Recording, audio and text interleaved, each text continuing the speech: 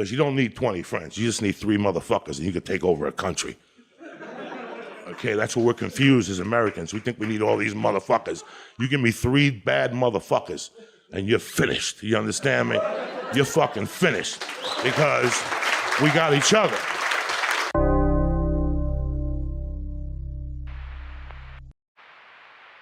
The following program deals with a controversial subject. The theories expressed are not the only possible interpretation. The viewer is invited to make a judgment based on all available information.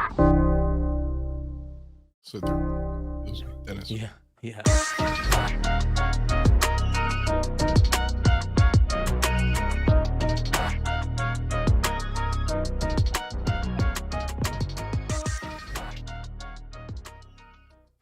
What up, everybody? Welcome to another Wednesday night here on Beyond Wednesdays. Yeah, we're chilling. We're amazing session. The session keeps getting better now that I know how to play around with the new OBS a little bit.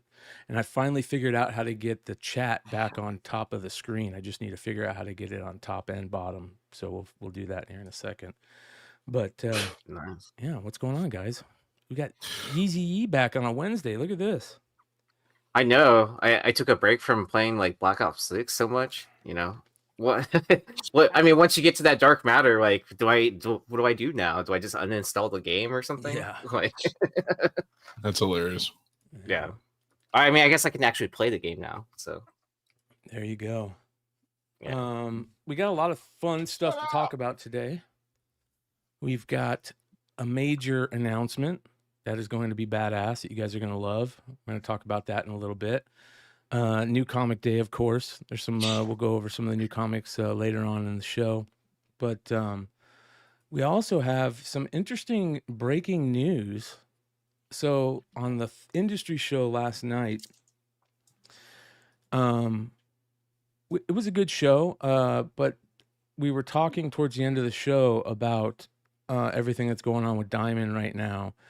And basically, the main problem being that there's a lot of money owed, right? There's a lot of money owed to both sides.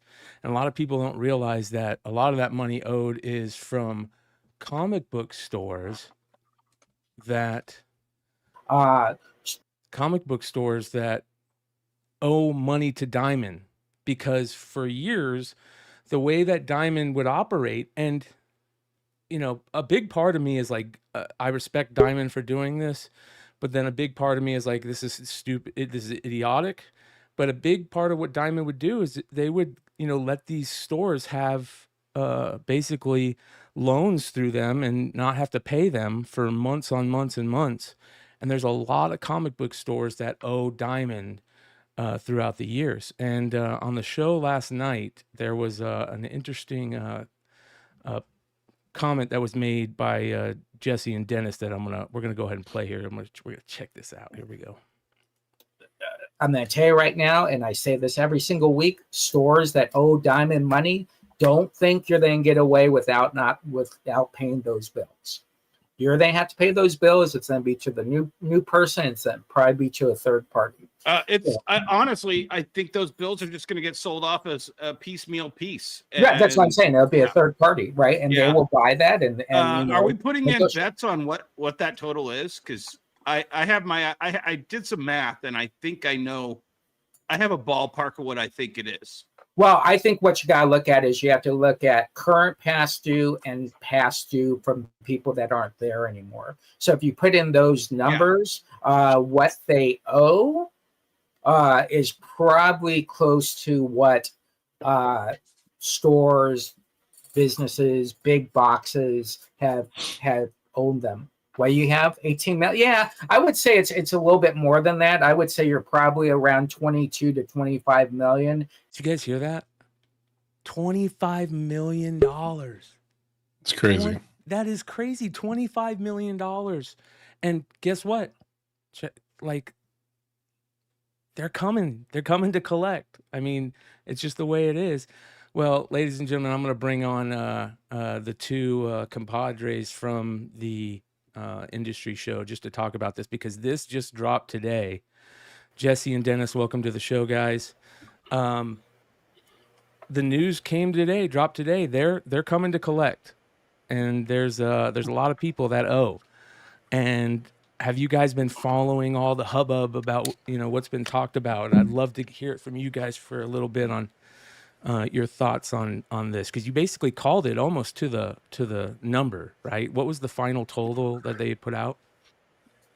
The final total is 33 million, 22 of which is people they don't expect to collect from. 11 million is past due for over 90 days. Wow. Yeah, it's a pretty crazy number when you look at as a whole. So you have 11 million. It's actually 6 million that is non-recoverable. So that means the company no longer exists. They have no way to get those funds back. Now, that could be a company that declared bankruptcy. Most comic book stores, though, don't declare bankruptcy. They just close their doors. They don't even mess with it. They just stop paying people, right? And so in this case, I want to make sure before we start this conversation, we're not giving an out for Diamond, right? But we are literally started in December and January talking about if these stores don't pay, Diamond is going to have to shutter its doors. And this is what has happened. And keep in mind that $11 million for 90 days, that's net 90. So you still have people that owe for 30 days and net 60. So the number's still going to be off. And a lot of these people have to understand that part of this message was they're getting billed for these items. They can't find the invoices. But if you didn't owe someone, you wouldn't be looking for invoices. Yeah, but Jesse, you're missing another. Let me finish that line. Hey, Jesse, check your mic real quick. Check your mic it's real really quick. bad. Your mic is not on. Oh, What up, okay. leg? Let me just, I want to pick up where Jesse was going. But what Jesse also is not factoring in, all of those people that owe Diamond that $11 million, the second the courts took over, the courts put out an order. Everybody that owes us money, they are COD upon box arrival. All of those boxes that aren't paid for are back en route to Baltimore or to Olive Branch to be tallied up and added to that total. That's why you're hearing one of the comic book chats that I was in was like, hey, I got 2 stores in my town. One's still getting new books every week, and the other one keeps saying Diamond canceled their books. Well, I put money on it that they owe Diamond money, and Diamond's creditors said, F you, pay us. Yeah. So all of that money is going to get compounded as well on top of that 11. So, I mean,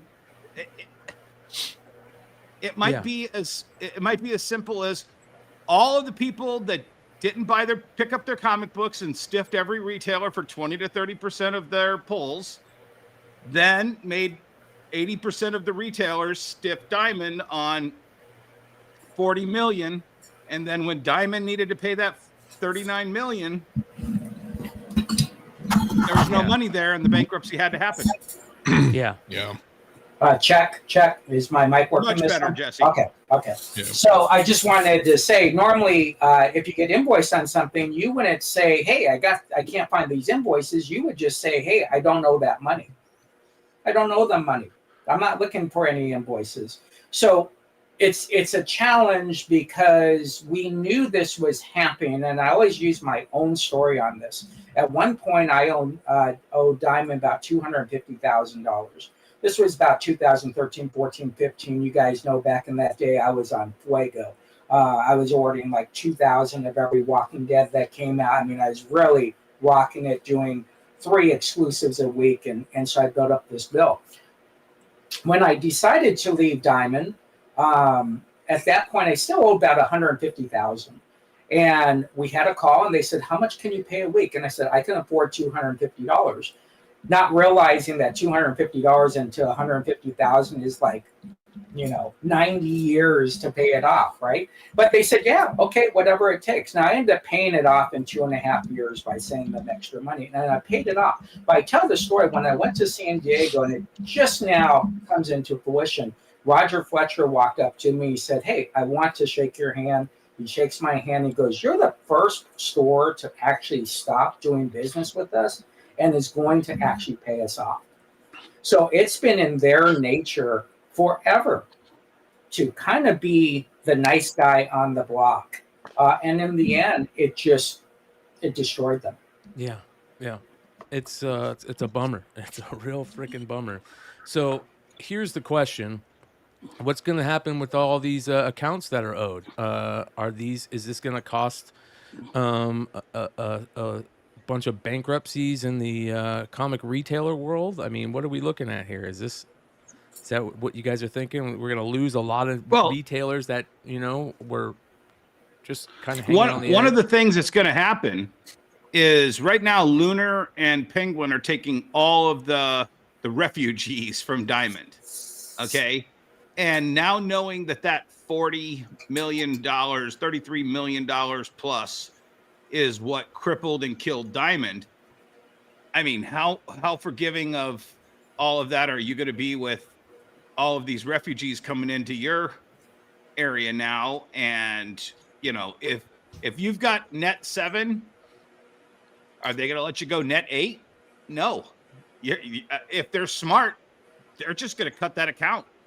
Yeah, and I will tell you, with Penguin, we actually missed, because it's net 60, right? And we missed our payment by 2 days, completely forgot about, because again, it's net 60.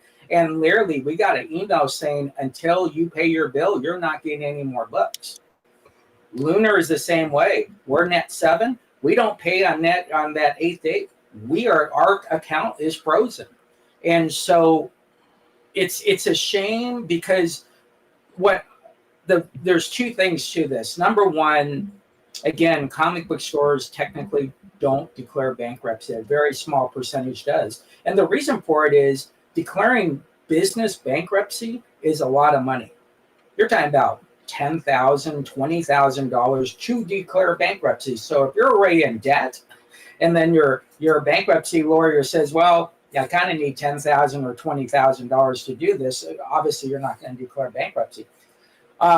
So we are going to lose. Now, when I say this, we are going to lose stores that won't be selling new issues, right? But they're still going to be comic book stores, and they'll figure out a way to get comics. Just 1 second there, Jesse. We know, you and I, and a lot of people on this chat know how many retailers are living Wednesday to Wednesday. They need those Wednesday comics to pay their bills. They need those Wednesday comics to pay their employees. They need those Wednesday comics 4 times a month to pay that rent.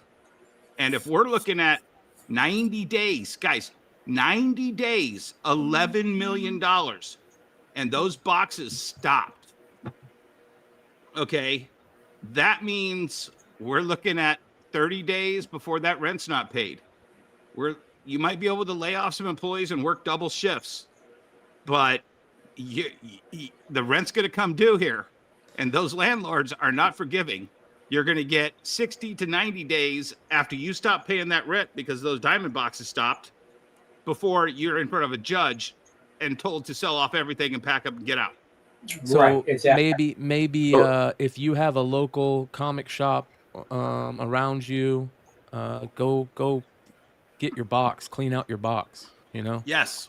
Yeah. It's a crazy thing. The thing that I think that's crazy about this, that blows me away, is why are you doing this now? Wouldn't you think you would do this pre-bankruptcy, not while you're in bankruptcy? It doesn't technically make sense what's going on. Now, I want to make sure it's clear. We don't know, and I'm not saying any names here, but these bigger stores could be 60% of this, right? We don't know if it's every single store. I doubt it. There are some big stores out there that know how to budget.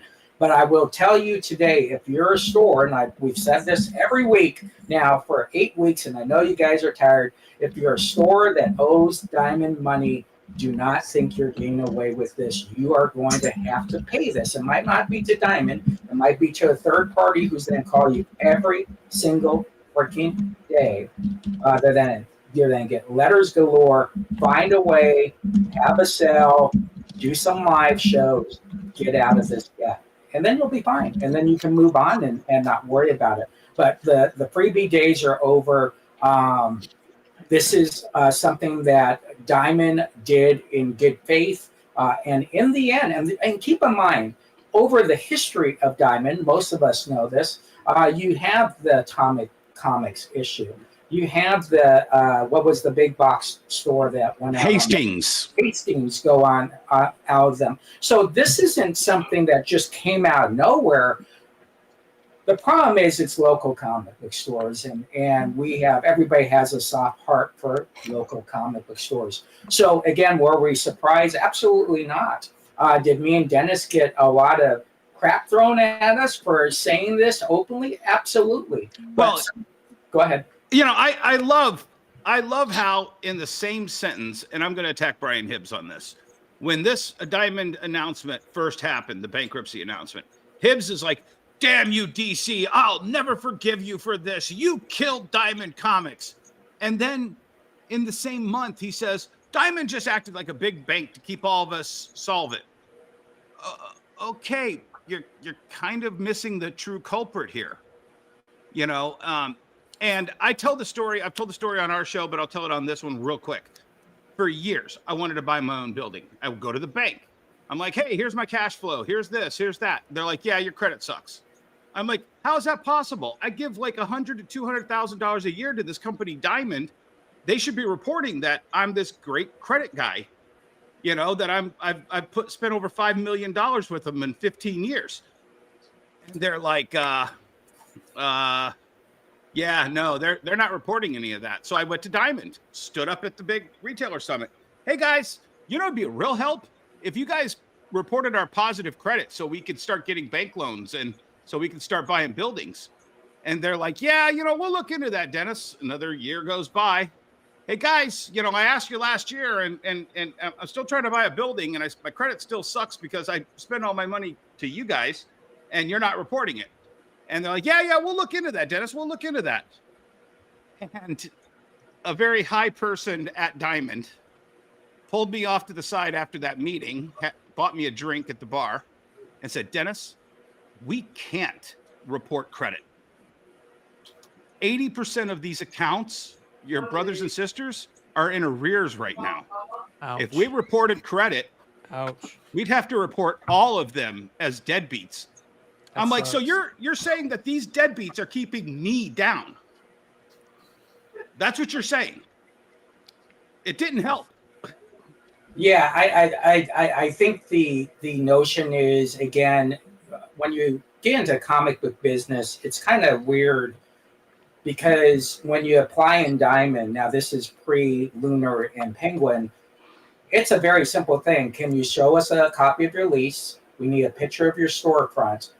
And are you paying cash or check? That's it. No business plan, right? Nothing. And so a lot of stores, what happens is people that love comics, what do they want to do? They want to open up a comic book store. Yeah. And you really have to have you have to be a businessman who loves comics to open up a comic book store. And that's kind of where it kind of sits. I do want to adjust this because JSS, we did discuss this on last night's show. When we speak about Diamond, Diamond is a business. It's a structure. And so what the Diamond does is a business thing between a comic book store and Diamond. You rarely are working with the Jeppies. All right. So if we say Diamond, we're talking about Diamond the business. We're not talking about the Jeppies. I talked to both Josh and Steve this past Monday. Right. I have a great relationship with them. However, when it comes to the business practices of Diamond, that's why we have to say the word Diamond. We can't say, well, the distributor that everybody's talking about. So I just wanted to clear that up. But anyways, I just wanted to come on real fast and say, listen, this isn't dire. People are going to find a way to move on, and they're going to find a way to be successful. But there's no better time in the comic book industry to be selling comic books. There are more platforms. There are more ways to social network. There's ways to what we're doing right now. Everybody is either pressing, slinging books, doing XYZ, creating content. So we need to take advantage of where we are. If you don't owe Diamond, move on. If you do owe Diamond, figure it out, but you got to move on. You got to open up your doors and you got to sell to your customers. Your customers are the ones that will create the way for your business to stay in business going forward. So take care of it.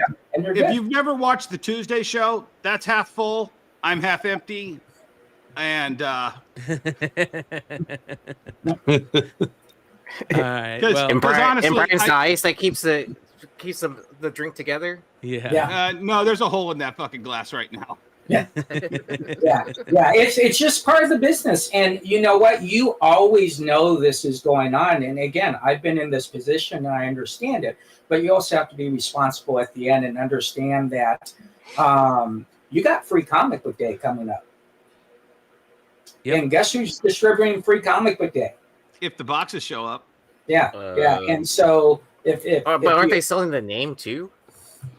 Well, they're selling the rights to the name, but you won't be able to do anything this year. It's way too close. Yeah. Right. Yeah, Exactly. but that will allow you to prep for the next year and figure out, okay, who's then distribute that. You make a lot of money on Free Comic Book Day as a distributor. I can tell you the markups. Sean knows how much a Free Comic Book Day costs, and Diamond makes a lot of freaking money on Free Comic Book Day. Yep. Clutch. I also found it kind of interesting that it's also affecting publishers too, right? Yeah. With Diamond shutting down, like IDW, like they're thinking about closing the doors too as well. They were a house of cards right before Yeah. COVID. I don't disagree with that statement either. Yeah. So Yeah, I think. Go ahead. Sorry, No, no, I just sense. I mean, Clutch. Just speaking from your old hat, not your current hat. Yeah. is that a new Dodgers hat too? It looks nice. So I appreciate that. It's a Thank you. nice lid, a bottom lid. I like that. Yeah. And then there's a logo on the side. What's up How with that? much was Skybound aware of these problems 5 years ago, 7 years ago? First off, I want to appreciate the fact that you're letting other people talk on the stream. So thank you guys for that. It's busting your chops, guys. Yeah. Look, I think it's a thing that has been talked about in the industry for a very long time. I think everyone's been kind of quietly aware of situations with that go systemically down the line, right? And it all goes back to, I think I reposted it, I don't want to say like almost 10 years ago. There was a photo of a guy who was like, had That's that big Jamie stack of from Pack Rat Comics. right. So like having that stack, like, hey man, this is like $1,200 of a pull list. $1,400 Crazy, right? in 1 month. And so when you extrapolate that across, if you take $1,400 and say like, look, that's an average for stores. Let's say at the time, 10 years ago, the 2,000 plus stores, like that's a fucking boatload of money. So, and then that just goes up the chain, right? So it goes from them to the distributor and up to, the publishers and beyond. So it's a big issue that's been kind of quietly spoken around for a while. But like, two side little things. Like one, like I love Josh and I love Steve. Those guys are awesome. Understand a lot of people at Diamond are awesome too. Like there's not a single individual who is at fault of any of this. It is just a larger part of the systemic issue of how this whole industry is ran. And it has been, on, very, very shaky legs for a long time. And I will say this, I'm really, I know that some people on this panel have issues with Lunar and those folks, but I think, Cam and Christina have done a really good job in setting up Lunar. And like I myself, as a newer retailer in the system, like I'm on terms. I'm not on terms. I pay every week. I pay my bill. It's big, it's little, but I pay it every week to get my stuff in. And I know that other people do the same. Not everyone has the ability to, or even thinks about asking it. I also know myself, like I'm a slapdick. Like I would probably miss my payment if I was on terms. Like I would be a day or two late all the freaking time. Like, like I prefer to pay for my stuff, get my stuff. That's how I do it.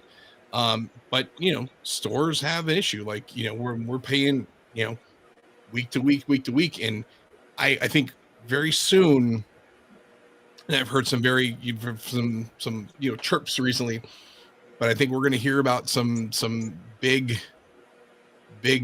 outlets that are behind on payments and are getting stuff kind of they're people are going to get, it's going to come fast. And I think we're the next 6 months, and the sad thing is it's not just going to be in the comics. I think we're also going to see an actual recession across the board, but like comics is going to get hard because we are also as we've talked about many times, Jesse, like we're a luxury, we are not a necessity, we're a luxury. And so just like other hobby stuff, luxury cardboard, luxury comics, like this is, I think we're going to feel a crunch very soon. So, So Sean, do you feel that offering net to stores, because I guess the question to me is, or to you is, are not the same people at Diamond who are behind would run into the same issue with terms with the other two companies? I think so. And I think what will happen is, I mean, as a newer store, you probably have a window where you've got to be on,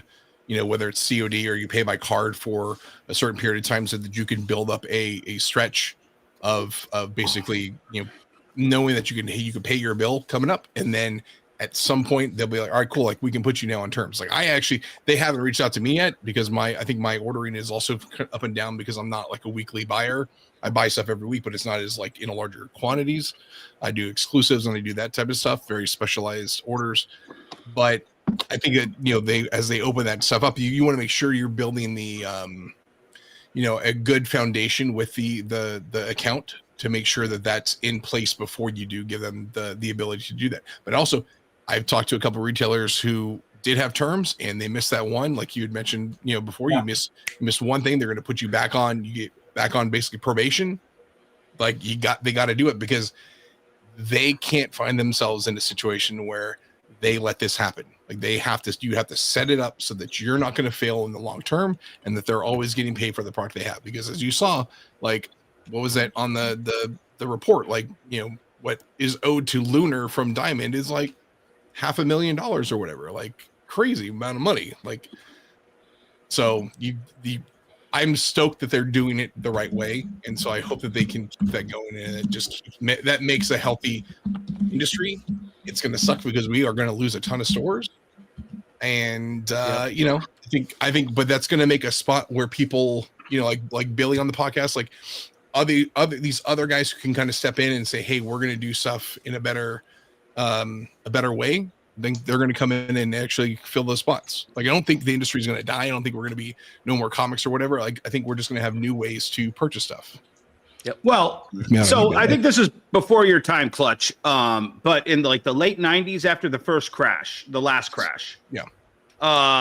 The comic industry Diamond actually did some reach out surveys, some marketing surveys, and they discovered by asking the stores around the stores that were closing, how many did you pick up from X? How many did you pick up from X? And they were able to ascertain that only 15% of the customers of a store that died were retained by the industry, which was an earth-shattering number. Yeah. And it's odd that during this entire time since that crash 30 years ago and this crash that's coming and all the little micro crashes that have happened, this industry hasn't done any kind of retention reports, any kind of marketing, because I think they knew how devastating this actually would be if it happened again. Yeah. No, go ahead. Finish. No, and when you look at the Comic-Con numbers from that era, and then you look at the Comic-Con from, staggeringly through every recession and whatnot, those numbers don't increase. They just kind of slowly attrition away. And I think also that, that kind of proves that those numbers from 30 years ago are absolutely dead on right. 85% just say, oh, my store closed, I'm done, bye. Yeah. Well, again, I'll say it again. If you have a store that you have a box with, go empty your box out, pay your and maybe buy a few extra things if you can, and figure out a way to help out your local store owner, and do what you can. So I have two things, and then I gotta jump off, get to my live show. Sell books so I can pay my bills, right? There's 72,000 people that sell comics on eBay, right? And that could be someone who maybe only has 10 comics, so that number might be skewed a little bit. But 72,000, there's only 1,200 plus comic book stores. There's enough people out there selling comics, so we should be able to sustain ourselves going forward on that. I had so much logic in that quote there that I forgot what my second part is. So I am then jump off, everybody. Have a great show. I appreciate, Dennis appreciates you guys allowing us to come on to actually talk about what we've been talking about for 2 months, and just rock and roll, have a good one, and sing a whole bunch of comics. All right, Jesse, we're going to hop brother. on your stream on Tuesday and just take over for 20 minutes too. So there you go. Come on on. You got 30. We'll give you 30. There you go. Yeah. All right. Thanks, guys. Later, Jesse. Dennis, you got anything you want to say, man? No, I know you guys are you talk about a lot of other things on this show, but all my doom and gloom comes from this one kind of thread through the comic book industry. And as I've seen it, and as you know, I'm doing all new videos on my channel, Wonder World Comics, cheap plug. But I like your videos. Yeah, and I've seen a lot of this stuff coming from miles away. And as I slowly started to watch it coming in slow motion, I just felt I had to do something where I wasn't going to be like one of these 1,200 retail stores that are left. I had to get outside of that bubble, mama, and do something different, do something better. I've always been different, but I had to do something to break up what I thought was the Diamond catalog store. And I've started chronologing, whatever that word is, my journey into this new concept. But I will just say this. Yeah, whatever. Chronic. I'll just say this. I've never seen a more prosperous time in the stuff that we sell. Bud. I've never seen a more prosperous time in the stuff that we sell. I think it's still the coolest stuff to be able to sell. It's just a matter of we have to change the way that we sell it.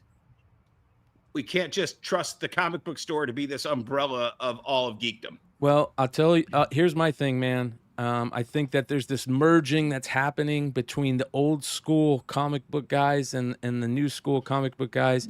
And the Diamond fall is like what set it off. And there's going to be some that are going to fall to the wayside, and the rest are going to figure out a way to flourish in their own little online way.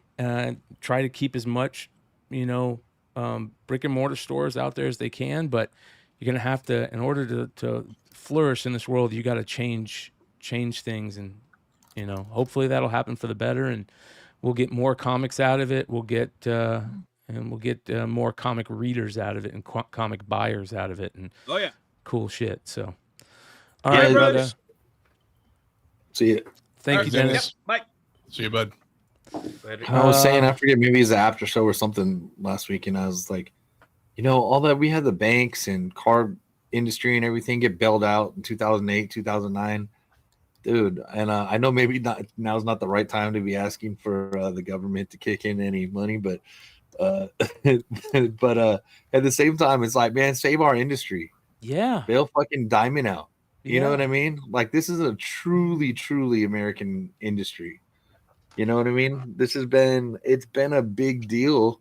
Yeah. And it's only fluctuated, and it's just that we're not possibly feeling it that much, some of us, because we sell only on the internet. It's the soft way out. But like, I don't want to not be able to go to stores and stuff just when I'm driving around Southern California, hit the Google Maps or Yelp or something like that, and just go in and be like, what the hell is going to be in here? You never know. You always walk out with something, you know? And I just don't want that to go away. I don't have the opportunity with LCS's living not in LA anymore. But yeah, it just sucks, man. It just sucks. Give us let us have the bailout, because there's actually a healthy amount of new people. They're mostly freaking art collectors, but who gives a shit? Yeah. There's still pages in there. I don't care if there's, I would love for them to say that there's more readers, but like, I'll tell you what, I read more comics before I started selling them by about 100-fold, Yeah. unfortunately. But I also buying and selling in the chase is part of the thrill for me too. So Oh yeah. oh, it's a whole damn thing. I am stoned. So Already on. I am. What's up, Vinny? Isn't that kind of like expected for these Yeah, shows? Like, That's funny. oh, do it would be funny if you showed up sober to a podcast one day? I do. Like just- I do all the industry shows sober. So Oh, okay. yeah. You just get stoned for us. I don't know what button that is, but I know you said something like, all right, man. I don't know how to do anything. So. We might as well just call So it the good. Bobcast. I mean, you guys, I know you guys know I drink water the entire time, so Yeah, I know, Wink. right? Yeah, that's why we pre-sesh the whole crew, you guys. So well, this is my happy Yeah. hour on Wednesdays. I know This is I my love midweek it. hangout with the homies.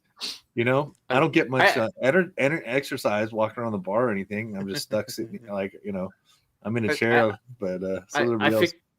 I figured that Brian and I smoke so much that we're always just like permanently stoned. Like, Yeah. It's possible. Yeah, perma-baked. Is that a thing? I don't know. I never stopped smoking to find out. So. Yeah. Well, when I get stoned, the best things to do when I get stoned are to listen to music, right? And find new art. Well, we got a little bit of both announced for a special, amazing new toy that's coming for San Diego Comic-Con. Did you guys see this? Sick. We're Yes. getting a cold Slither box set of G.I. Joe Classified. Classified size. That's crazy. Doesn't that look like Maynard Nice. James Keenan? Nice. That's hilarious. That's hilarious. Bro, it looks like the Ultimate Warrior, bro. This looks so Yeah, good. that's pretty. That's awesome. That's very warriorific. Right? It Look how looks so good. the Zartan looks awesome. Dude, wow. Oh man, I'm gonna make the suggestion for my band to cosplay as this for I mean, a Halloween Halloween's show, right? on lock for you guys now. Yeah. Right. I mean, because they already have the beards and stuff like that, so I wear glasses, so I can just cut my hair into a mohawk, and that's not a big deal. Dude, that red feathered is fucking beautiful. Yeah, it Right? looks so good. Part I'm down so the pumped middle, for these, dude. Holy smoke. right between the line, the eyes of his eye black. Yeah. It's dope. It looks good. So this is going to be San Diego Comic-Con this year. A box set from Hasbro. It's going to sell out just like everything else. Was this the first announcement you saw for San Diego? Yeah. To me, it was as well. Yeah. Yeah, I don't think I I've seen mean, anything else yet. I mean, last year I think I accidentally snuck into the line of Hasbro and was able to pick up stuff like on the last day. Because you know how they have gaps throughout the lines. I kind of just walked in straight into one of those gaps, like right into the line of where you buy stuff, and Did no they one stopped me. Brian, did they say how much this is? Is it I feel like this is gonna be like $150. Oh, please don't be that But- expensive. I mean, figures what? I mean, they're 25 Four- a piece. Yeah, so 4 figures 40. times, and then it's extra like accessories. $80. Oh, I feel like it. I feel like at least 100 on the low end. Yeah. Maybe a happy medium of like 125. There's also a cold Slither reaction Zartan. Oh, check this out. Here you Oh, go. that's cool. God, look at those. That's awesome. Right? Yeah. You got What all was those that, drums. What was that heavy metal clown from Metalocalypse? Oh, Dr. Roxo. Dr. Rock. So That's That clown hilarious. is hilarious. He's got a keytar. He's got a keytar, dude. I've seen a keytar in person like once.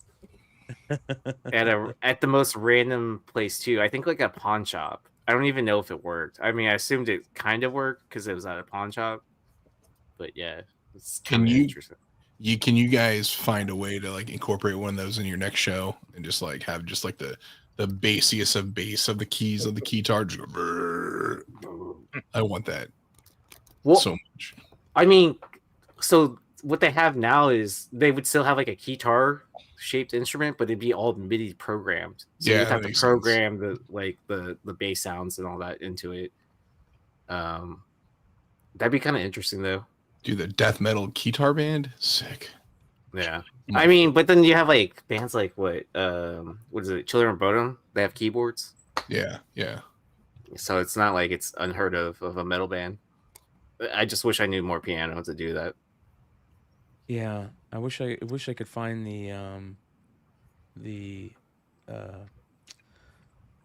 Drew says, "I don't want my sticker on a keytar." Look at that. That's a Super 7 one that they're doing. Oh, that's Zartan. super cool. That's dope. But the funny thing is, so I have a brand new bass that has no stickers on it. And then I'm just keep on adding more stickers to my sticker base. Baroness. Did they announce anything else crazy? Is this all the stuff that they announced today? Because no, that's coming up March. So yeah, that's the first thing that I can think of that they've announced, right? That's sweet. Yeah, that is not too shabby. Well, we've got a pretty cool announcement coming up, and I think this guy, let me see here, teased it. Let's go.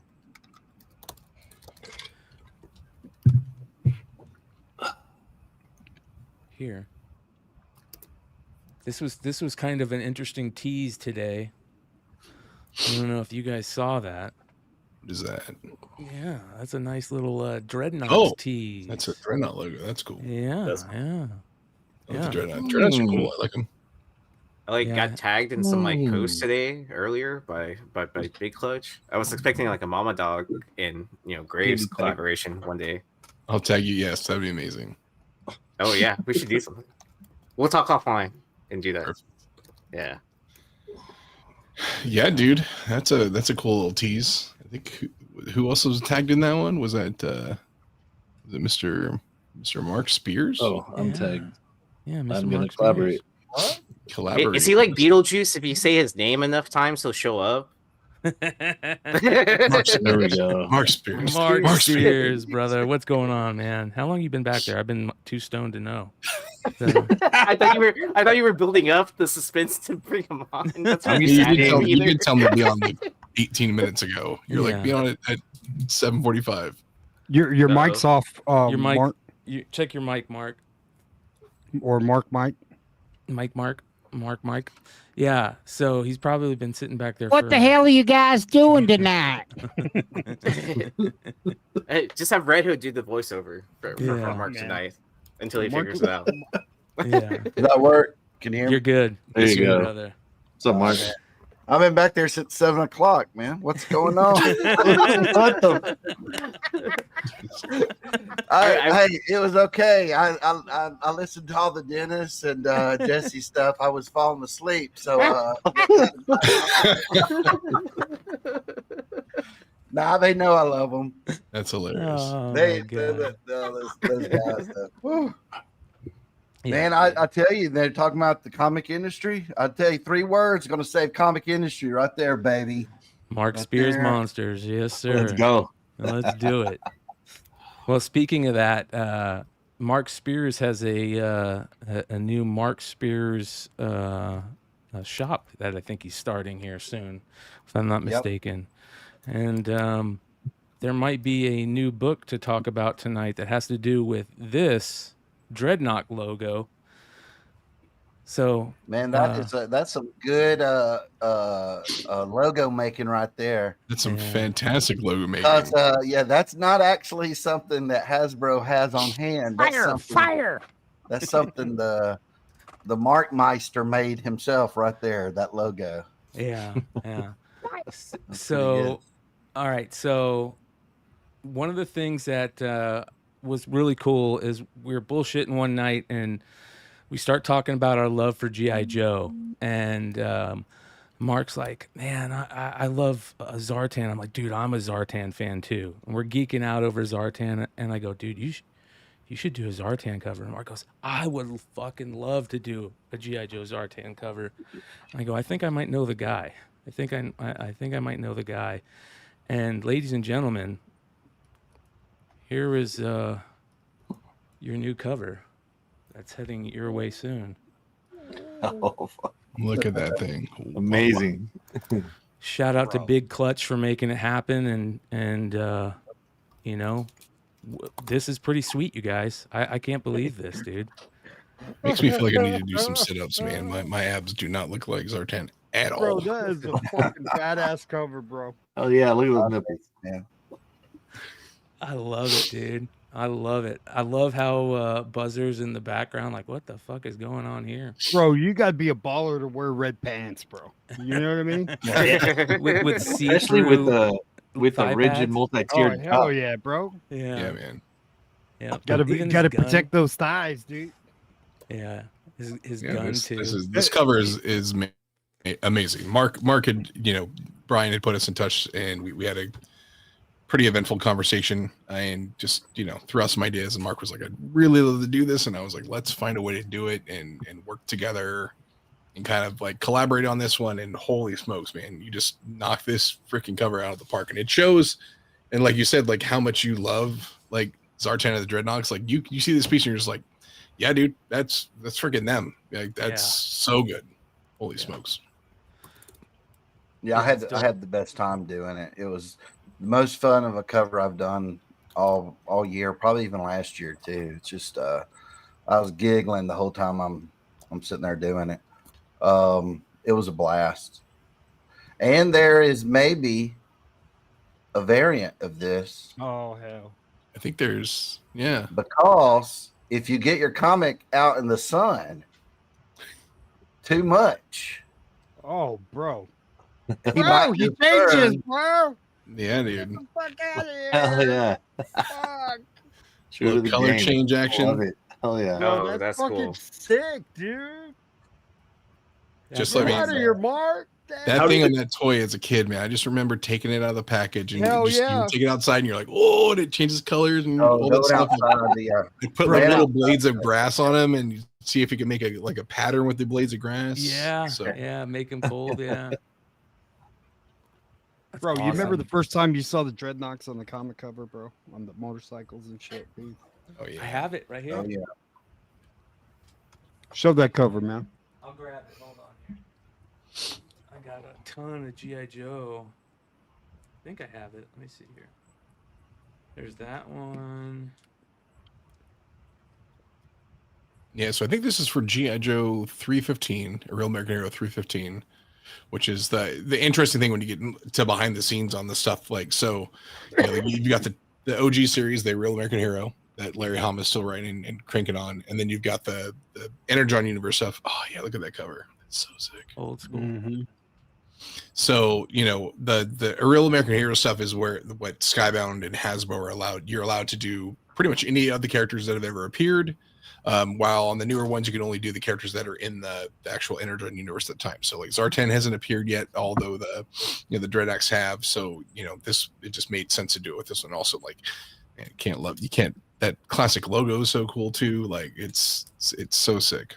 Yeah. So yeah, it's freaking amazing. And The logo is amazing. And the Virgin's good. I love it, but the logo is just I like the logo better. yeah, and so there are there are 3 versions: trade dress, virgin, and then virgin foil. And these are going to be exclusives to Mark and myself. Mark is going to, so they're going to be 2 releases for these books. One is going to be at WonderCon with me at the show, at my booth. The other is going to be with Mark, and I think Mark, these are going to be at the Huntsville show. Yeah, in April. Yep. So you'll have at the end of March, and then the end of April will be the 2 opportunities to get these books. That's huge. Huntsville, Texas. No. Say it again. Is it Huntsville, Texas? Oh no, Huntsville, Alabama. I mean, I'm in Texas, so I have to ask. You know. Oh yeah, there's a Huntsville, Texas. Yep. Yeah, it's not that far for me, so that's why I had to ask. I think this is going to give a lot of people a reason to get to both cons, and I think it's a sweet book, and I'm glad that you guys. Justin in the chat, does it actually change color? It does not. This is. Wouldn't that be awesome? That would be pretty amazing. I don't think we have enough time to develop that technology yet, but that's a good idea. That would be sick. That would be sick. Yeah, bro. That'd probably cost a pretty penny. You know, you'd have to I like think this is UV paper or something. Yeah, like that? UV Is that a paper. thing? You have to cut out his body and put UV paper behind it or something. You know, that'd be wild. Yeah, I do like this one a lot too because you got to get both. You do. You got to get all 6. And you got to all 6. You got to get them signed too. Get them signed. And that's the background they've been using for the ratio for the characters, right? Hell yeah, classic GI Joe explosion, baby. Yep. I think Mark designed that one. It's a very similar, but I think Mark, you made that one, right? That Right. It's just I just threw some paint on it, splattered it. That's So awesome. it's yeah, I like that because it does remind me of the card backs. Yeah. So Looks really good. So how long did it take you to get the Dreadnoks style? Because I know you said that you were thinking, like the classic TV show or the cartoon series, the Sunbow style, and there's a different style. What made you decide to go with this? yeah, I had went originally because I studied them because when I was doing it, I was my memory of the cartoon. I thought they looked the same, but they're different. They're like very different. On the like Ripper is doesn't have like his little extra mohawk thing on top of his hair, and Torch actually has a full beard. The clothes, Ripper has a yellow shirt with like these little black lines in it. Yep. And now Buzzer though looks about the same. He wasn't that much different. So it was tough at first when I was doing that. I was like, okay, which version do I do? And I asked a few people, and they said, "Oh man, you got to do the version of the figures. That's what everybody kind of remembers." And it is. That's why Torch's mustache and stuff. Everybody remembers that. So I could have, and I thought really hard about it when we decided to do the blue Zartan as a variant. I thought though I could go back in there and change up those guys to have their cartoon accurate costumes. But then I said, I don't know then though, because that's a lot to do. That would be better down the road as just another cover, right? Yeah, just something because if you change it up too much, then people are like, oh, I just wanted the blue version and the regular version. They don't want it to be too changed. So, but man, I loved it. And it just, when I'm doing those, I was sitting there thinking, man, I wish I could include his sister and his brother and all the other Dreadnoks, was it Thrasher was the guy who drove the car? The murder, the Thunder Machine, Monkey Wrench.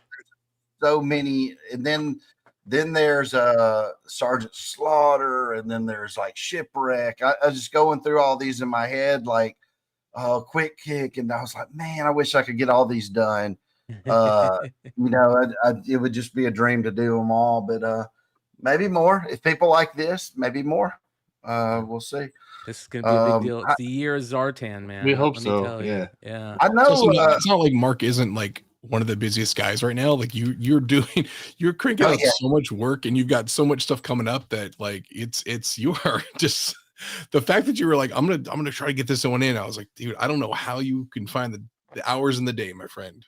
Yeah. It's tough because this week I had to do I'm still doing it the cover for Monster 6, and I'm sitting there going, oh man, this is gonna be tough. I had to do a new cover for a particular reason, and it's tough when you're doing Spawn. You're getting the number 4th print. The number 4 of Monsters to Bed for print. And then you're also working on your Monster and the Wolf for the Kickstarter. It's tough to get it all done. But when something like this comes along and you love it so much, it's worth the effort. That's why I really like doing things I'm really passionate about. Then it's just like, it's so fun to do. You don't want to sit there and go, okay, now I got to draw this other character I do not like at all. Right. There's just no fun in that. So, but man, that was a blast. That was a blast to do. Can't wait to maybe do some more. I can't wait. And these are also the cool thing. It's as you guys have seen over the years, is these are going to be the image cardstock covers. Like they're going to be crisp and nice. They're going to come out so clean. There'll be some 9.9s. Oh yeah, for sure. I'm gonna have to send some of mine to Larry. I know Larry through Guy Dorian Senior when I did that Kickstarter book for him, Werewolf Mounties that he did. Oh yeah. So maybe I can get Larry to sign a few for me. That would be cool. Hell yeah, man. That would be real cool. Yeah. Good shit, man. I'm stoked for This this. is gonna be exciting. So no metal on this one. Sadly, Skybound doesn't offer medals, but Man. this is a pretty metal cover. It is. It doesn't need it. Right. Yeah. It doesn't need it. So that's so really dope. we haven't solidified all the details on the releases, if there's going to be anything online or just at the shows. So just kind of follow Mark's accounts, follow my accounts, and we'll see how things come along. But we're still working those out. But there's gonna be a nice little window between WonderCon and the Huntsville show. Like you'll be able to find these. And Mark, I'm sure you're probably getting pinged by hundreds of people about the Huntsville show. Like this is going to be your first appearance con one time? Since Monsters came out. So it's my first con appearance since like last June.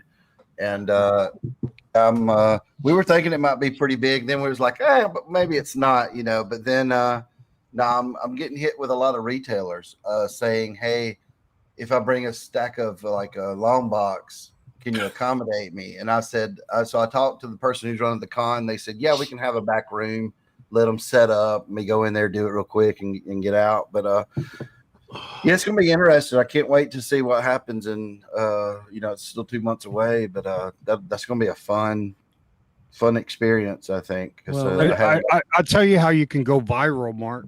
You want to go viral? So you get a couple of big bodyguards, right? Yeah. And then they slap around some kids like, fuck off. Hey, Mark, did you shout out to Lisa Noble in the chat? She said, did Mark see the $17,000 sale of the Kickstarter set? Wow. Is that the one? Let's see. Yeah, I thought it was 15, so it was 17. Wow. So I think it was listed at 17, but I think they accepted it. But they sold. Okay. I know it. The guy who sold it wrote me a nice letter saying, "Hey, Mark, I have it sold. I won't say who it is. I won't give his name, but he said, hey, I haven't sold comics since I was a little kid, and I regretted whenever I sold my comics. So I always held on to my comics, and I got your Kickstarter." And he said it was only like a $750 to $1,000 investment. And he said, and I decided to sell yours, and I made $15,000. Thank you so much. That's awesome, dude.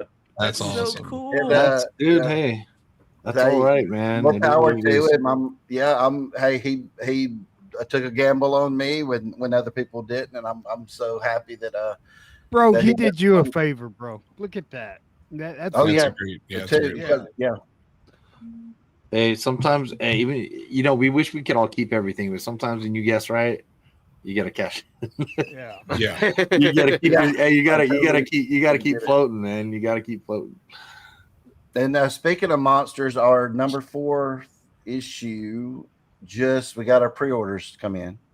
Oh, nice. Let's see. Well, okay, let's play a game. See who can get closer. Well, let's without explain to everybody. going over. Let's explain to everybody. So, Monsters #1. How many issues did how many pre-orders? How many sales of Monsters #1? Okay, now this is all the numbers we'll look at are non-exclusive. This is just pre-orders through distribution like Diamond, Lunar, places like that. 11,000, and I'm rounding up a couple of hundred. I think it was 10.8, something like that. So let's say 11,000 for issue 1.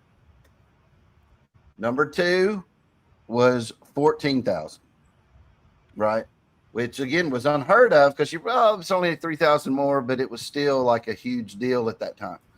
Number 3 was 37,000. Wow. Which again, we set records with those numbers so far. There was a 239% increase between 3 and 2. So what do y'all think? Now this is pre-orders. This is not even orders like extra that like a distributor will order more or something. This is just pre-orders that we got in. So the number could go up a little bit more, I guess, but this is the pre-orders. Wow. And you got to take into account the Diamond stuff going on. Yeah. I do think that factored into what our numbers were. Let's say 60. Okay. I would say 72. 72, Clutch. Okay, who else? I'd say 72.5. 72.5. All right, you got rid of Clutch. $1. Bob Barker's really upset with you right now. I'm gonna copy Drew from One of the Comics. Guess 72. 72. Okay. Oh, Yeah, that's Vinny, cool. you got a number, 68. Vinny? 68. 68. And Sean, you got one? 69.3. All right. 90. It's over 75,000. What? Oh, man. I don't know the exact because they have to calculate, but it was over 75, and that's Hey, did I without any win? exclusives or anything. You No prize. You get a Brian McClay, no prize. Yeah. Hell yeah. So we more than doubled issue 3, which is again unheard of. Saga never got past like 41,000 issues at any time, and Saga was the biggest hit since Walking Dead. That's amazing. I looked at Something's Killing the Children. They didn't even pass 14,000 with the first 10 issues or 20 issues. I think they didn't hit high numbers because a lot of times when they give you the numbers now, they're giving you the numbers with second, third, fourth printing added to it. But I think they didn't hit. I want to say number 21. They're saying hit 100,000 copies of Something Killing the Children. Something like that. I would have guessed 16 because they had a bunch of store exclusives with that too at that time. Yeah, now they're probably counting store exclusives, which if we do that, we probably will hit, over 80 and stuff like that, I'm sure. But but again, it's with no one's ever done this within 4 issues. I think it took Walking Dead to hit that number. It took 170 issues, Wow. 180, something like that. So we're doing something amazing over there with Monsters. It's pretty good. And with all this stuff going on, I mean, that was amazing too. I don't know what it would have been if it had come out last year, at this time where the industry wasn't in such, commotion of everything going on. So, Yeah. but man, it's just it's amazing what it's doing. That's great, man. It is. It's Congrats, man. That's absolutely amazing. And the other thing is that hopefully it's bringing some new people into the world of comics. We'll see if that happens. And You know what would be cool? Like if Mark is at the convention and there's another artist that's doing like monsters or whatever, and Mark just goes over there and like knocks all the shit off the table. So what the fuck are you doing? You're wanting to get Mark arrested, bro. He wants to get me arrested and go viral. That's what he wants so bad. Well, I'm just saying, like, I when Monsters first came out, like, it was, I kind of felt like, man, this dude's gonna dominate around all the month of October, and like this has become evergreen. And like any artist that tries to draw something like that, all we're gonna think, oh man, he's just trying to be like Spears and he's trying to grab some market share from him. Like, I can't see anybody trying to even step into this and right, like, like you own it, dude. Like, It's gonna be dope, dude. It's I gonna mean, am I right? Like, well, think 2025, man. You're working on a couple really, really big projects, Monsters being one of them, and then the Spawn stuff. I think 2025 is Yep. gonna be your year, man. So Yeah, we got Spawn, we got of course G.I. Joe here real soon. With that exclusive, we've got Monster and the Wolf will hit stores this fall from the Kickstarter. I'm going to put it either with KeenSpot, Image somewhere. I'm not sure exactly on it yet. But so we have that as well, and then and I'm hoping to do some more of that stuff like. G.I. Joe is fun. When I got time, do things like that. Maybe Transformers. When I get a break or something. But shit, you ought to do a Boba Fett like that, bro. Oh man, I would. Again, I don't know what's going on at Marvel. I would love to have done a anything Star Wars. I love Boba Fett, Darth Vader. Luke Skywalker, something like that. That would be on my bucket list. That'd be pretty sweet. So I'm maybe I waiting- can circle around to that one day. I'm waiting for those interiors on Spawn 77. amen. Amen. I have turned in. Yep, I've turned in. I'll just let you know. I've turned in 30 pages so far. Let's see a page, Mark. You want to see? Oh man, come on, bro. Don't get him behind in the trouble. scenes, maybe. Don't get him in Don't do it. trouble. Don't do I it. won't do it. I won't do it. Hey, hold on. Red Hood's just trying to get you in trouble all Come on, night. Mark. Yeah. I know. Oh, I love that. Do it. Yeah. Well, I got something I just saw. I'm going to change the subject a little bit. Mark, stick around for however long you want, brother. You're more than welcome. Just chill and bounce whenever. Vinny saved our asses, and we have a market report that we're going to talk about in a little bit here. Yeah, because Vinny saved my butt and pulled out a great market report for us in the video game world. But there's something I want to show you guys that kind of blew me away that I just saw. Did you guys happen to see this? Dren Productions. They're reprinting all the. This is their what they put out. Tales of the Bazaar. The much sought after single issue of Tales of the Bazaar will be available for the very last time on this upcoming Kickstarter.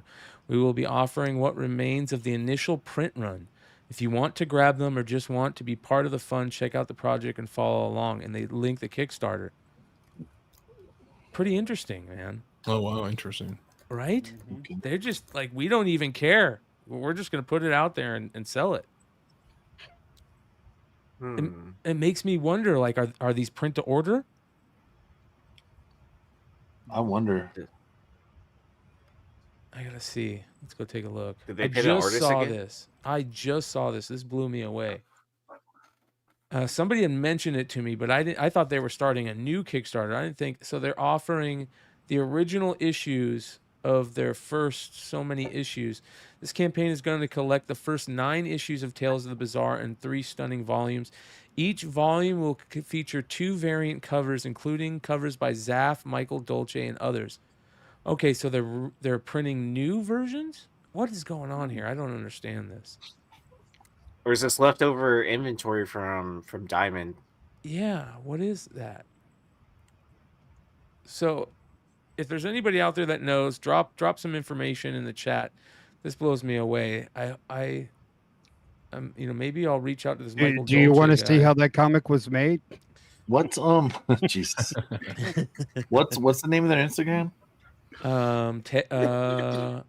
They're called Dren Productions. Dren Productions. Nothing's coming Yeah, up. that Zaff is a badass artist. Don't even talk about it. You're hurting my feelings, bro. I- It hurts. It hurts. It hurts my feelings. I'm just joking, by the way. I like how the first artist listed was Zaff. Yeah. Right. Oh man. I mean, He Fiverr. doesn't exist. Are you kidding? Bro, he's imaginary. Yes, he is. Yes. Is he imaginary or is he AI at this point? We I can't still tell. don't even know who he is. Yeah. He probably is AI. At this All right, I'm point. going to come to the next podcast as Zap. Jesus. Look, you can change your name like right here, right now. Do it. There was a couple I'm interesting books this week for New Comic Book Day. Let me get it here. Have you guys checked out any of the new books that came out today? I went and There was- bought some. I didn't read anything yet. I'm one of those bad customers that needs to pick up their books from the LCS. Like I've been bad this year. I've only been doing it like once a month. Yeah, Hood Hurry up, bro. Hood got the Campbell, which is amazing. Mama. Yeah. I was really bad, Yee, but I went and cleaned the whole thing out. I had like a short box. It's crazy. You had a short box? I mean, I didn't have that many. Almost short box. But I went. What, I- dude, what was that? Like $800? Man, it was so much. It was definitely like $1,000 or something. Yeah. I was like, See, my pool box isn't that big. Like, I think like even after a month, it was only $100 or something like that, maybe $200. Like, I don't have a whole bunch on my list. This is a 1 in 25 David Mack for Helverine. Oh, that's That's cool. pretty. Yeah. But I do like that. Yeah. They're doing this Red Hulk stuff, and you got the Frank Miller cover Oh, that's my favorite. that Oh, we that's still the got to give best. shit to Dinesh for calling him Picasso. I Give it a month. call him Picante. That's what I would call him. Picante. Oh, Pablo wait, Picante sauce. but is that what his parallel is he's trying to explain? That, you know, because if you look at Picasso's early work as a kid, he was very detailed oriented. You know, he drew better than we're his just giving him father. shit. Yeah, we're just. And yeah, then you know. like whatever he's drawing now is, you know, super abstract. Yeah, look at I we got guess. a guy went to art school or something around here. Get out of here. I did. I know, bro. I'm giving you I shit. have a degree in art history. I I'm know, proud that's of why it. I said that, dude. I would have done a Red Hulk cover for free, man, and they won't let me. Yeah, that's a rough cover, but there's some good ones. There's not. I mean, the Adam Kubert one looks like he's fat Red Hulk. It's kind of interesting. Sandwich. Yeah. He hungry. Yeah. That was foil too. foil. That was foil too. Was it spot or the whole thing foil? I think it was just him. Please, God, don't make that Frank Miller a foil. Please, Lord. Right. That wasn't a foil. No. The Ramita Jr. one's actually not too bad. Check this out. This one's actually pretty good for Ramita Jr. I I kinda like do that. Did they at least get Ed McGuinness to do a cover? No, they should have, right? I Yeah, feel dude, like I that's don't a know why missed not. opportunity. That's like a.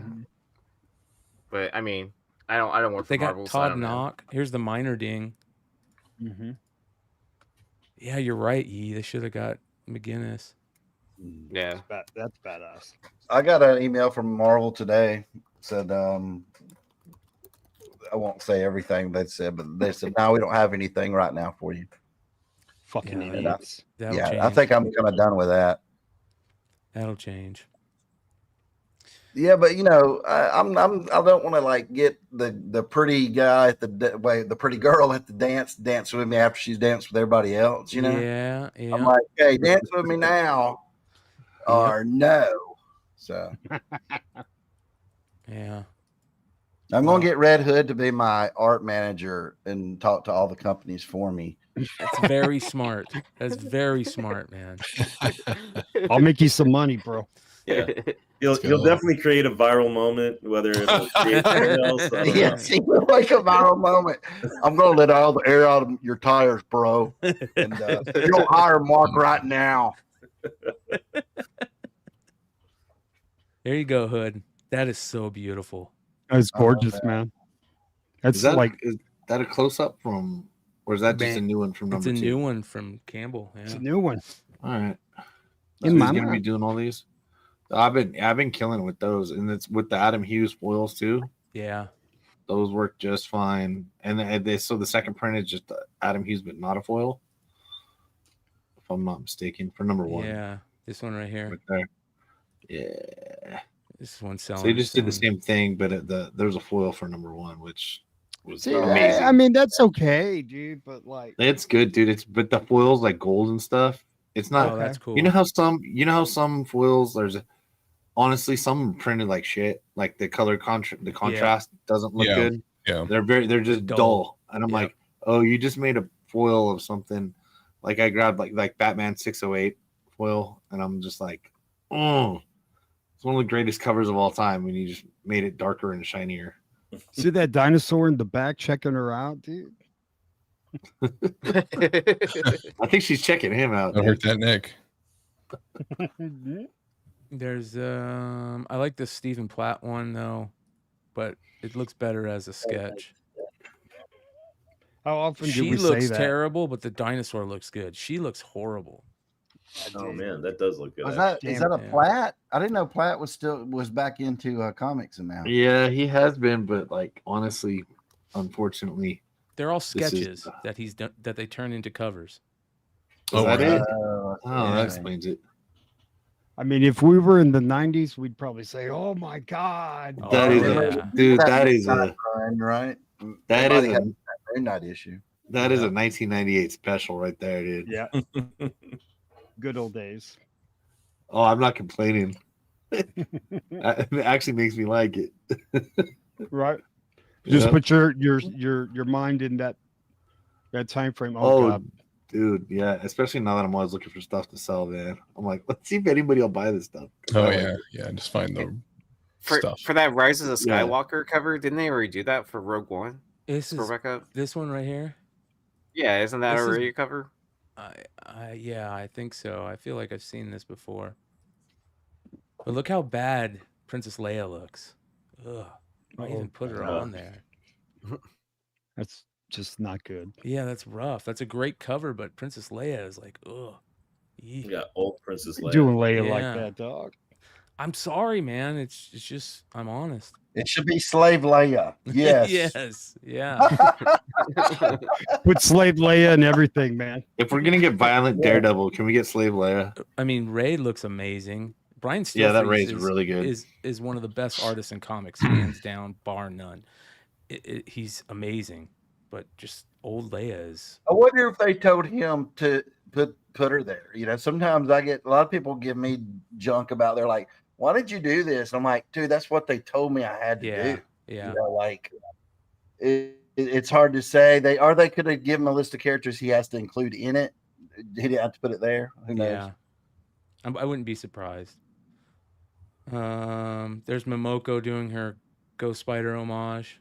We talked about this. This was on FOC about a month ago or whatever, right? Gonna sell, but whatever. Yeah, it'll I like the sell. original one the most still. Yeah. That one's not That- terrible. Yeah, it's not terrible. No. I really like this Marco Mastrazo 1 in 25. Yeah, it's pretty sweet. I like that. Hell yeah. No. Mama. Yeah. Hell yeah. It looks like there's a penis there though. Look. It's a mama. What? Where? Right here. It's embedded on the Bro, wall. she's got She's holding she's dick got and an balls, invisible dude. dildo, bro. She's holding dick and balls. It looks like it. Bro, Who did that cover? bro. Now you got to buy that out of principle, bro. Marco Mastrazo.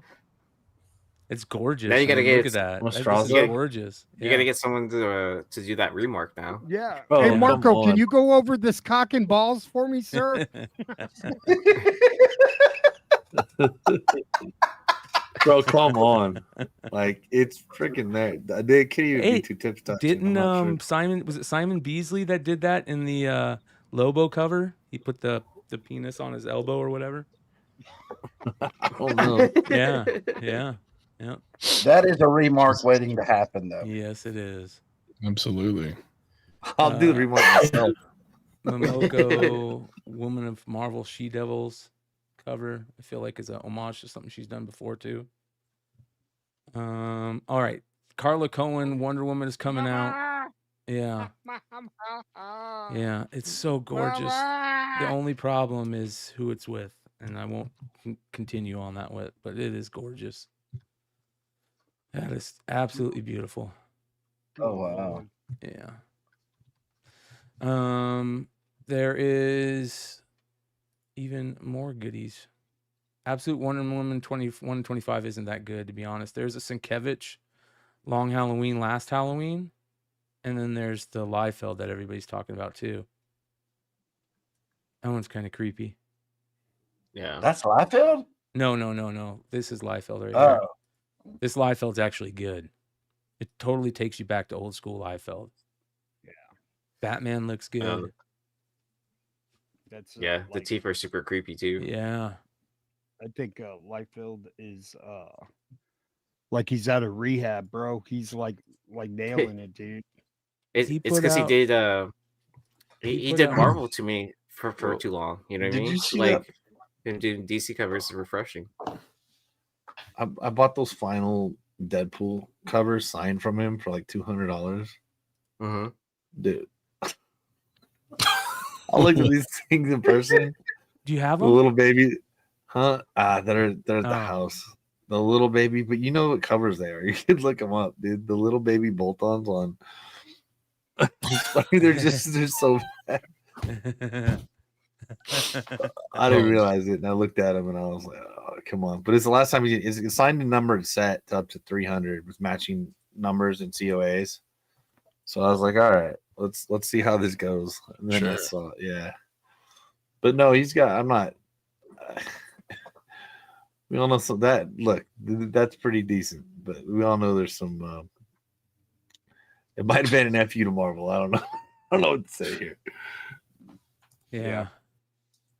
Good on When him. someone like that does a cover, like Rob's a legend. I mean, look how long he's been here, and Of course, the cheers to X-Club Rob. and all that. So, do you think he gets paid a huge amount for that cover, or does he do it for another reason or something? Because I'm just wondering, like, Oh yeah, he's getting paid to do that cover. you think there's like a huge amount, and they're like, "Hey, it's worth it because we'll have so many eyeballs on it." Mm-hmm. People will buy it. I think it's a huge amount for most artists out there. I don't think it's like life changing, obviously, but I think he's probably going But to also it's- make a ton of money Is selling them Is that outside of the his. first time he's done Batman? Is that the first time he's done Batman? I think it is, man. Dude, That's a it great might question. be. I That don't might- really yeah. remember him doing Batman. That's right. Let's take a look. Red Hood, I want you to get me some Rob money when you negotiate my my cover rate. Well, there's a couple of things that you need to do, and we'll talk offline. You'll see. Liefeld Well- has rarely returned to DC throughout his career. He was a guest artist on Teen Titans. Yeah, I remember he did those Teen Titans books that he Yeah. did were awesome. Uh-huh. He drew And the of course, Tim Drake Hawk and Dove Robin. back in the day. He's done one Batman cover right there. Oh, Oh god. so he has done that. But that was that for Hawk and Dove? Yeah, I believe So so. he really hasn't done a Batman book, Batman cover. No. So that's might be the first one of that. Yeah. Yeah, that Heroes Reborn thing, or this Teen Titans era was so good. I was reading Titans at that time in my pull box. I love that era. Oh, somebody asked of Mark Spears Joker. Yeah, I'm planning on doing something like that. Yeah. If I can get away with it somehow over at DC, I want to do some Joker covers. Love to Hell do that. yeah. Hell That'd be fucking badass. yes. All right. Where were we at? Okay, back to Batman. Nothing really that great. I like Steven Segovia art. He's badass. Green Lantern, more Segovia. Michael Allred, 125. That'll probably sell. Allred fans are crazy. And look at the eyeballs. Holy cow. That's creepy. And then I like that Blanco cover. That's really good. I heard Green Lantern is really good right now. It's been the best book at DC for a while. Wow, that's a good cover. That's Harley 1 in 25. Nakayama, Malinkov. That's a great Harley cover. Old school poster feel to it. I think we've talked about most of these though. We talked about that one. That one's pretty good. The Dave Johnson 1 in 25. Yeah, It's that like one's the cool. old school. I was gonna pick that up today, but I passed. Yeah. Oh, hey, whoa, whoa! It's like, wait, What are wait. you doing? Zerdy? A little Zerdy time. Mama. Mama. Zerdy after turn. That's in church. Mama. That's so good. That is good. That's really good. Godzilla. For all you Godzilla fans, there is Okazaki Star Trek Defiant there. There is. Oh, I can't wait to read that. I'm just playing. Kevin Eastman, Kari Randolph. Let's see here. Department of Truth throwback homage. That's sweet. Yeah. G.I. Joe, you got the Stalker issue. Those 1 in 10s are, I mean, the 1 in 10s they've done this entire run have been sweet. Like all the Brad Walker ones are awesome. And Yeah, these are fucking awesome. these color match ones are sick. The Stalker one's really good. Stalker one's great. Bro, That's probably that's the best fucking one yet. badass. Yeah. I think these I'll are the pick that Snake one up Eyes. tomorrow. Yeah. Fuck. Halo and Hornsby. Oh, also the Dust to Dust issue number 3, J.G. Jones stuff. I still have to check that out. Monstrous 55, Scorched. That's a pretty dope cover. Ooh. Yeah. I like guns. Von Randall. Okay, Hello Darkness. Ooh, Hello Darkness. Look at this. Jenny Frison. That's cool. Right? They've been good, dude. They've been good. There's been some really good stories in this book because it's not one straight story. It's a bunch of short stories put together. Anthology, yeah. I love it. I wish that I was actually like die cut. Yeah, So, bro. That'd be nuts, dude. That'd be crazy. That would be cool. Clutch is gonna make a custom cover. Let's bring. Slow down there. Slow down. Look at that Mercado too. That Mercado is creepy. And we're gonna have to get this for Doc Joe. There you go, Doc Joe. Jesus. Yeah, but you can only give it to him if it's a 9.8. So yeah. Or Sticky Goose. Who? Sticky Goose. Who? I thought we don't talk about people that retire. Yeah. Oh yeah. Dude, this Panosian's been doing this weird thing with this like background lately, and he did a 1 in 10, but Panosian's changing up his art a little bit, and I like it. Playing around. Yeah, with Dan different stuff. he was at Comics Pro. It was good to catch up with him.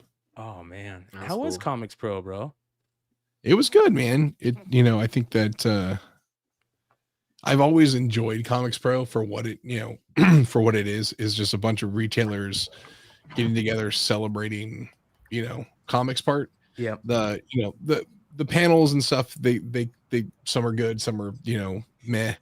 The roundtables I've always enjoyed just as a, working at Skybound and being able to like talk to retailers, and you get a new 4 or 5 retailers every 5 minutes, and it's like cool to chat with them and stuff. But all the action comes from like outside the vending rooms or the meeting rooms and stuff. When you're just, I honestly spent like all day on Friday just sitting outside talking to retailers. They'd come over and we'd chat and talk about business and stuff. Or at the charity auction, which is the craziest, funnest like 4 hours that you've ever had. Well, we're gonna talk. We gotta take a moment here and talk. We're gonna stop. We're gonna put a slice right in the middle of New Comic Book Day, because we're gonna take a moment and talk about Comics Pro a little bit, because there was a couple moments that were pretty good. And I think you're right, Clutch. And I don't even know, but from what I hear from most people, it's kind of become that place where a lot of like retailers and friends can go, and industry people can go and kind of catch up.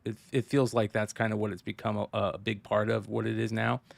But man, there was the moments that most people talked about were, of course, you know, the DC Marvel announcement.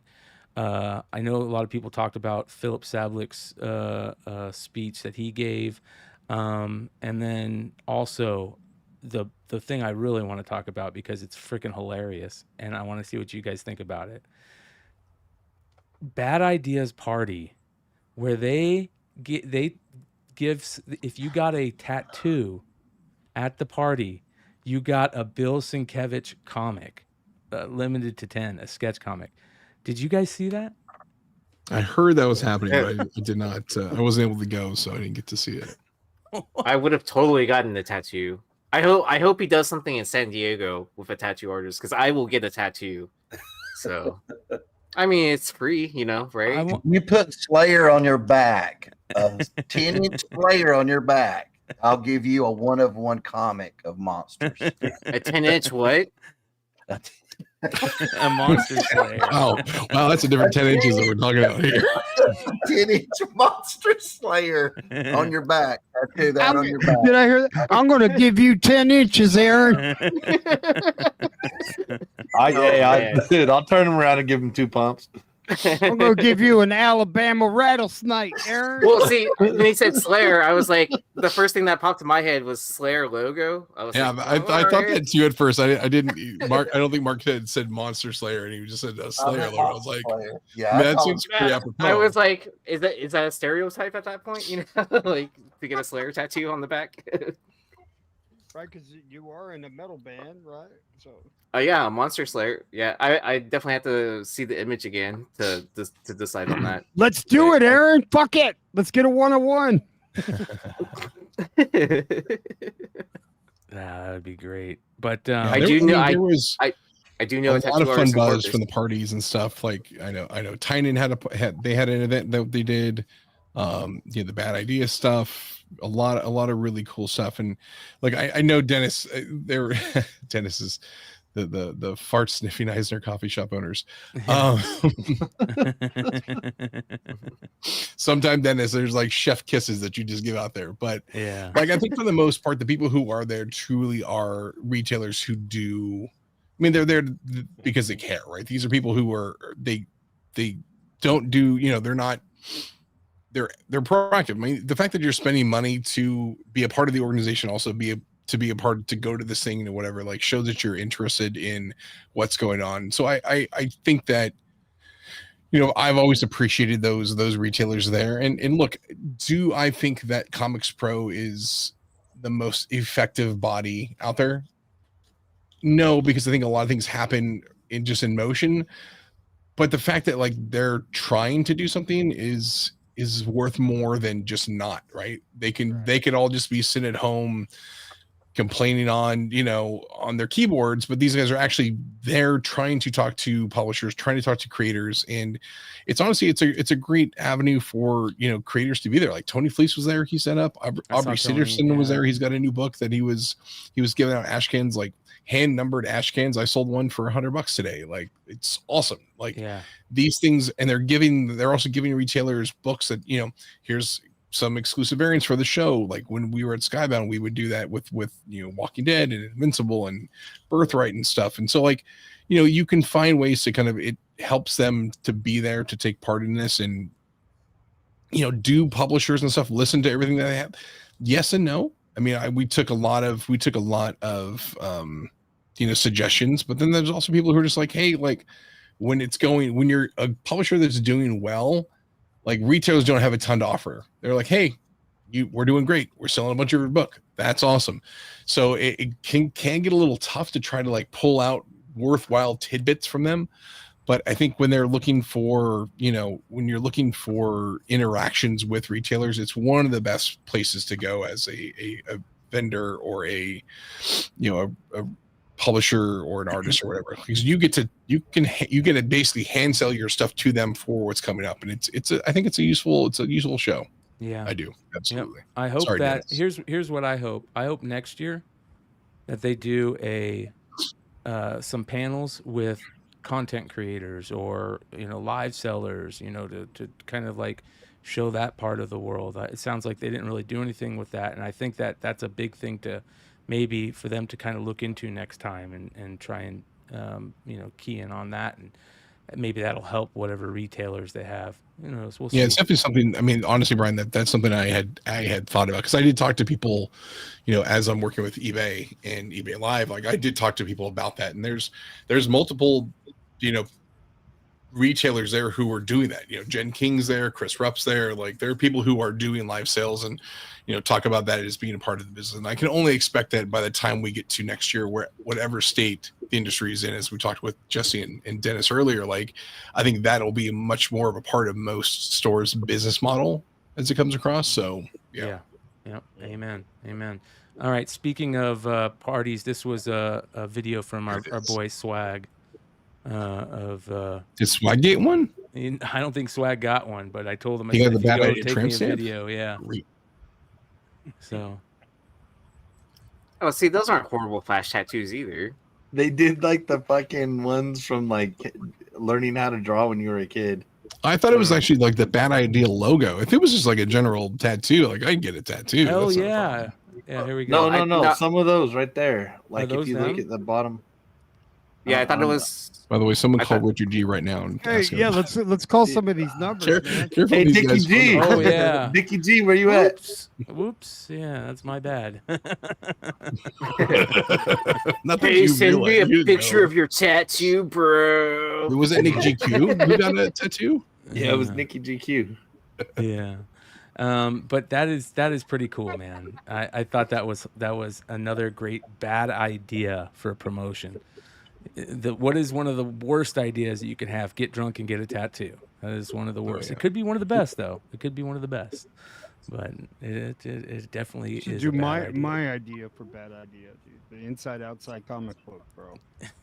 I'm telling you, bro. All right. They'll do it. They'll do it in a couple of years. So. Mark my words. See, it won't be a comic book, so he can't give you credit. He's going to do it for a graphic novel. Nah, I don't need credit. I just want to see I'm what it just looks joking. like. It'd be I'm fun, just joking dude. around with you. Who cares? The cover's inside. Let's get into some market report. Vinny saved my butt and put together a really cool little market All right, report Vinny. from That's what you the got. recent Heritage sale. You got the big Heritage comic art anime. What was this? This was the video game This is a signature auction. Video game. Yep, Yeah. signature. Yeah. So Yeah, this there was is a lot good. of cool stuff in there, so I just thought I'd put it together. Yeah, this is awesome. All right, here we go. So if you guys remember, Vinny has been one of the people that is been on the forefront of the collecting area in the video game world. And that doesn't just mean collecting video games. It means collecting video game original art, the first consoles, first places where these major video game characters showed up in. And it's a major part of the collectibles industry right now, especially with all the grading and stuff that's going on. And I'm still jealous. Vinny, the thing I'm most jealous that Vinny has is he has is it Legend of Zelda or is it a Link to the Past, the ramen one? Oh, Legend of Zelda. He has, so back in Japan, on one of the first releases of Legend of Zelda, you could only get as a send away for ramen, some type of ramen noodles over there, right? Yeah, it was a ramen, Charumera ramen Zelda promotional giveaway, and it came out prior to the retail release. That And is it came in a sick. big ramen box with a Famicom system and the game, which had a different label on it. That's insane. Dang, how much ramen did you eat for that?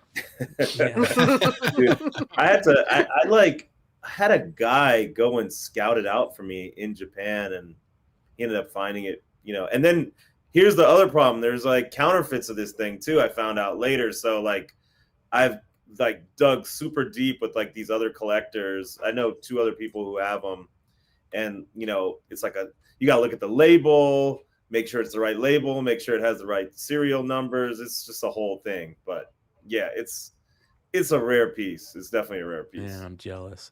All right, here we go. Starting off with some pretty nice little sales here. This is Pokemon Red version, a WATA 9.8. Holy Yeah, cow. so went for 81,250.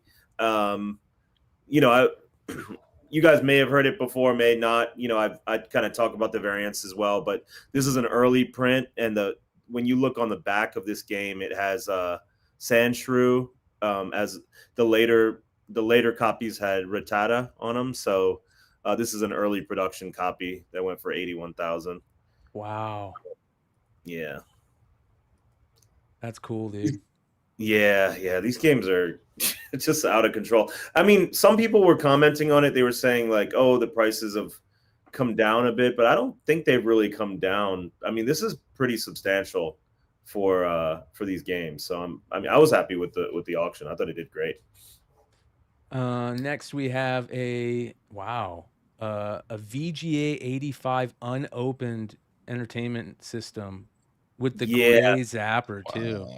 Yeah, so the early versions, I never even knew this, but the early versions of the action set came with a gray zapper. I had the gray zapper. Yeah. You have that? Yeah. Nice. And the later versions came with a red zapper. So I agree. That's how you can kind of know the difference. But it's almost 70 grand for an unopened console. That's pretty sick. That's huge. Don't show this to my mom. She'll be really pissed. Yeah.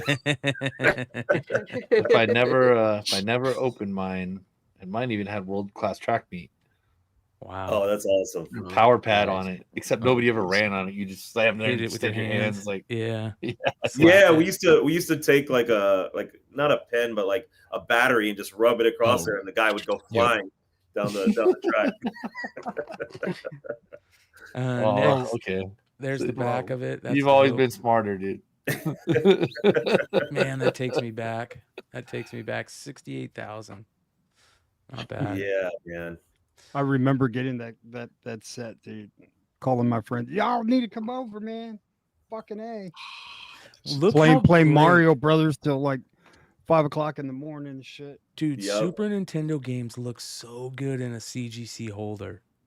They do. And you know what I will say? WATA, I feel like, was dominating these auctions before, but now it really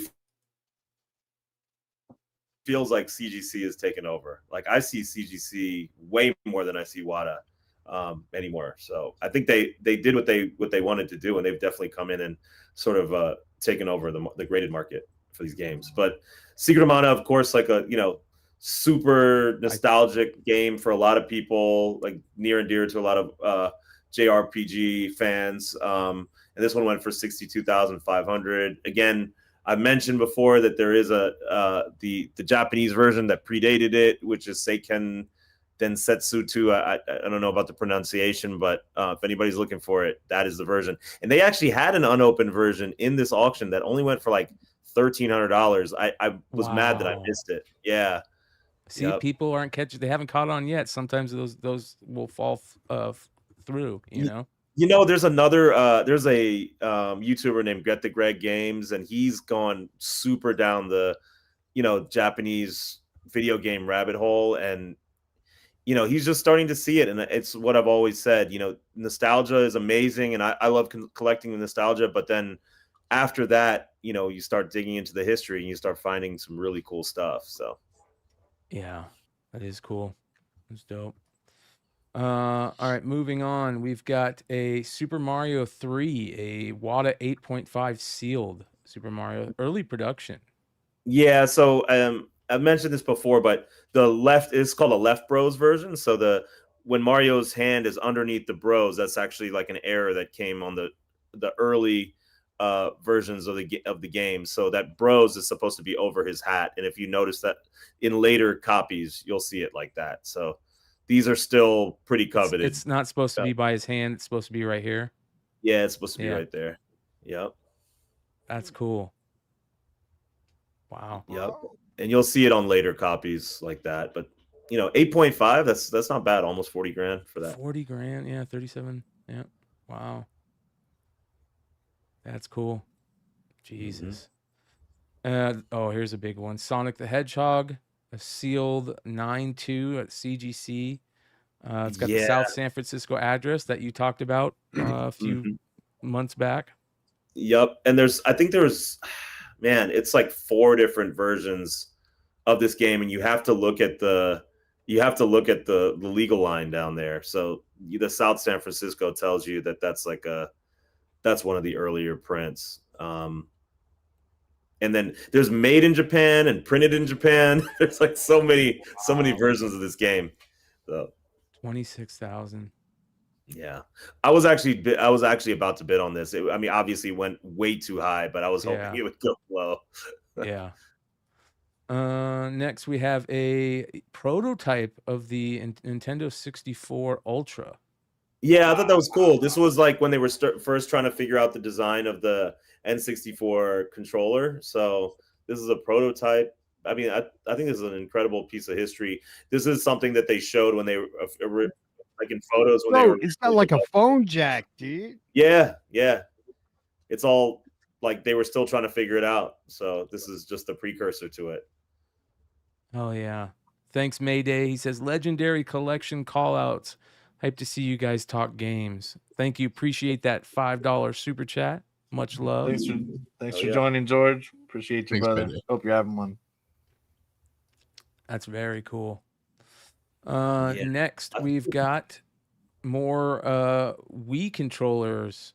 Prototype Wii controllers. So this is, if you notice, it's kind of like a hybrid between.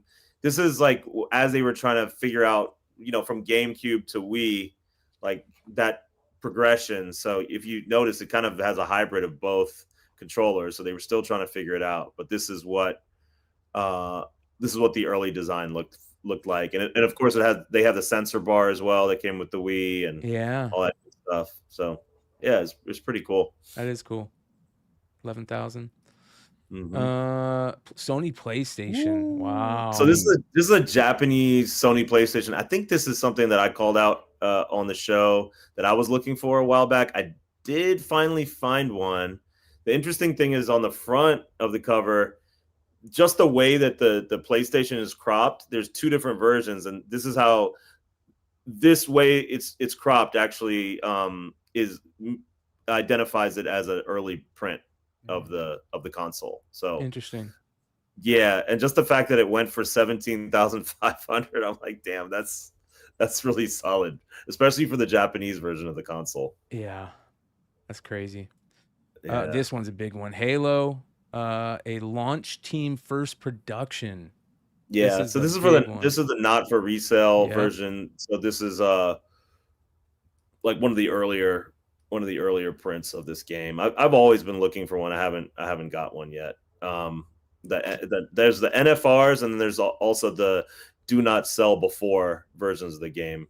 I was a little too late to the party, so I haven't found a good sealed copy of Halo yet. I worked for a company that gave out the Halo and Xbox games because we were building chips for the Xbox at the time.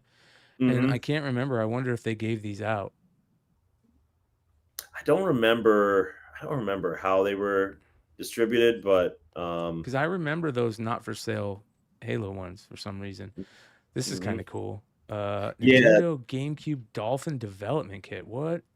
Yeah, so this is for developers to create games for the GameCube. I've never seen this before. I thought it was really cool. 10 grand, but it was basically an essential tool for people to develop new games. What was your most impactful games growing up? It's a great one for the chat. Go ahead and drop that in the chat, you guys. There's so many. Yeah, there's. I'm weak. I'm like Mario and like, and then by the time college though, dude, fucking no one was touching me at Tony Hawk, dude. So and for me, I don't know how early Legend we're of going. Zelda, Super Mario Link to the 3. Past. Yeah, so it depends. I was still a teenager then, so I guess that counts, right? Mega Man was definitely up in my. Oh, Mega Man! How am I going to forget Mega Man? No, Mega Man. Actually, that's for sure my number one. Yeah. All of them. Mega Man was crazy. Oh, people are putting on Contra, Metroid, yeah. Super Ninja Tecmo Gaiden. Bowl. Ninja Gaiden. Ninja Gaiden, yeah. All right. 10 grand on that. That's pretty dope. Oh, Yeah. look Better at that. fucking work. Dude, look how much these Nintendo Powers are going. This is a 9.4. Almost 9 grand now. Oh, dude. I know it's the early, print of it, but man, that is nuts. No, it's not the early print of it. This is the. This is The not free- the Free poster. It's Oh, the the free no, it's not. poster. Yeah, This is the later print of it, right? yeah. The early one says free sample copy. That's right. That's right. I forgot. Yeah. So that's even crazier. Wow. I need to get mine graded and send off to Heritage. Do you have a nice looking copy, or I do. I have a nice looking copy of both. The Nice. free sample copy is not super high grade, but it looks very presentable. But I have a regular one that's probably a 9.4 or better. amazing? Yeah, that's awesome right there. Yeah. Oh, the Power Glove. Look at that. Hell yeah. With an actual game that you could play. That's sick. Dude. Did I, you- no, I so- honestly, I never used one. I couldn't. So is I that? can't fucking Are tell you what it saying is. that? Yeah. Are you saying you used to own a Power Glove? Is that what I'm- you're saying? I never used to have one. No. Oh, dude, we Yeah, have I don't know shit about it, man. Mayday, I you mean, rock, I'm- brother. Thanks, brother. I did know that. I mean, it's not like I don't know they existed, but I never had one, and my friends didn't. I Yeah. had one. You had one? I had, yeah, I had one. Oh yeah, dude. It was awesome. What did you? So, what did it come with? Lotion and I remember Jergens it and was- tissue You paper. wanted it because of the commercial, but when I got it for Christmas. Within 2 days, I was not even messing with it really Yeah. because it's the commercial makes you think you need it, but when you're doing like Mike Tyson's Punch Out and stuff like that, it was just it wasn't as good. It was only good for like flying games, I think, where it really actually helped when you the motion or something. That's crazy. Crazy. Next But we you just got wanted it. You know? Doom, a sealed Yeah. VGA 85. Wow. Yeah, I kind of was like, damn, I should have bid on this. This is a shareware copy. Yeah. I didn't even know that that sealed shareware copies existed. So this was news to me. So I was like, man, but something to look out for. That's pretty awesome though. Yeah. That is cool. Crazy. How much did Yeah. it sell for? Like 6,000. I mean, it's a lot, but for what it is, it feels like pretty low. Mario Brothers. This is the CIB with the matte sticker. First I production. mean, that's pretty impressive. So first production, low grade CIB 7.5 still went for That $6,000. is a But lot. these are pretty rare to find, but I mean, not impossible, right? So if you know what you're looking for, this is like the matte sticker copy of the game. So they're definitely out there. KA says, I found a copy of Earthbound SNES at a thrift store for $6 about a year ago. That's So- awesome. And Earthbound is definitely like one of those like highly regarded games that kind of hard to find, honestly. Yeah. Next we've got Fortnite, a sealed A99. Look at that. 10 grand, 11 grand. Yeah. Wow. Yeah, a 9.9. I mean, of course, it's hard to get a 9.9, but I just thought I'd highlight this game. But I don't think I think in 10 years from now, a 9.8 will be 10 grand. You know what I mean? I think this is just such an iconic game. I think I've mentioned before that the print run on this game was actually very low, about 10,000 copies, physical copies. So, wow. yeah, Jeez. the majority of, I mean, this game was mostly downloaded digitally. So there weren't actually that many physical copies of the game. So either the Xbox or the PlayStation version are worth getting, in my opinion. Either if you're able to get sealed, great. If you're not, if you get a CIB, then make sure that the codes haven't been used. That's something that people look for. That's dope. All right. Next, we have a Xbox console, a sealed Mountain Dew limited edition, one of only 5,000. Yeah, I thought this was cool. So it's like 5,000 copies of this console, and you had to, how I think the Mountain Dew caps came with like points at some point in time. So you had to accumulate 550 points to be able to get this. Wow. I don't know how many. Is that like how many points were in each of these things? Like 1 to 5 or something? In Yeah, each, you're probably spending $500 or or something like that. Yeah. 550 points. Wow. That's a lot of Mountain Dew. Yeah. Oh, and that allowed you to buy the console for $99. Yeah, exactly. So you're paying like $600. Yeah. 700. Well, but if you held it, I guess it was worth it. Yeah, but I mean, if you're spending that much money as a kid, like, are you not opening your console? This is cool. Yeah. A Yeah, I Game thought Boy, this was interesting. a Game Boy console used by Leonardo DiCaprio in the 2000 film The Beach. All right. That's Right? awesome. I That's guess pretty that's cool. I was trying to think of how you would authenticate this, but it's probably some From company that Zoom. sells movie props, Probably some sand in it. Yeah. Sand and Vaseline. Oh, it's got a Do you game not- in the back. Super 32 and 1 in the back. Is it DNA certified? Yeah. Yeah, I don't think so. Justin for fingerprint or like there's fingerprint on it? a guy on YouTube that restores like old Nintendo and Game Boys, where he just takes it all apart and deoxidizes the console and makes the shit look brand new. It's nuts. Wow. That's And cool. even takes the black and white Game Boy and makes it color. Oh, here we go. Pocket Monsters AO. This is this is pretty crazy. $4,000 for this is only in Japan that this came out, right?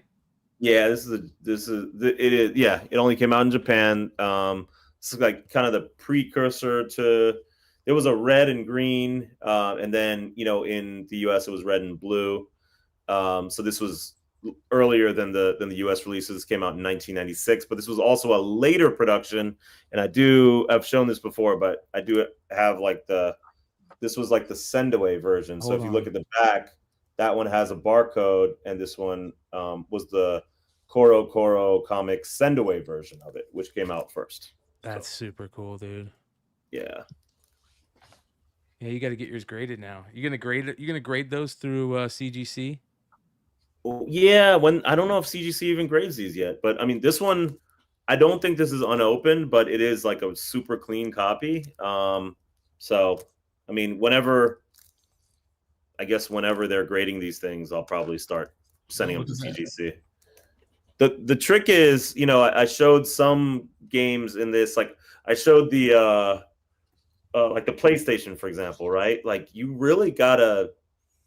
The problem in trying to find an unopened Japanese PlayStation is that, as we've talked about on the show, you have to make sure there's no white flakes on that edge. If there are, it means it's been opened.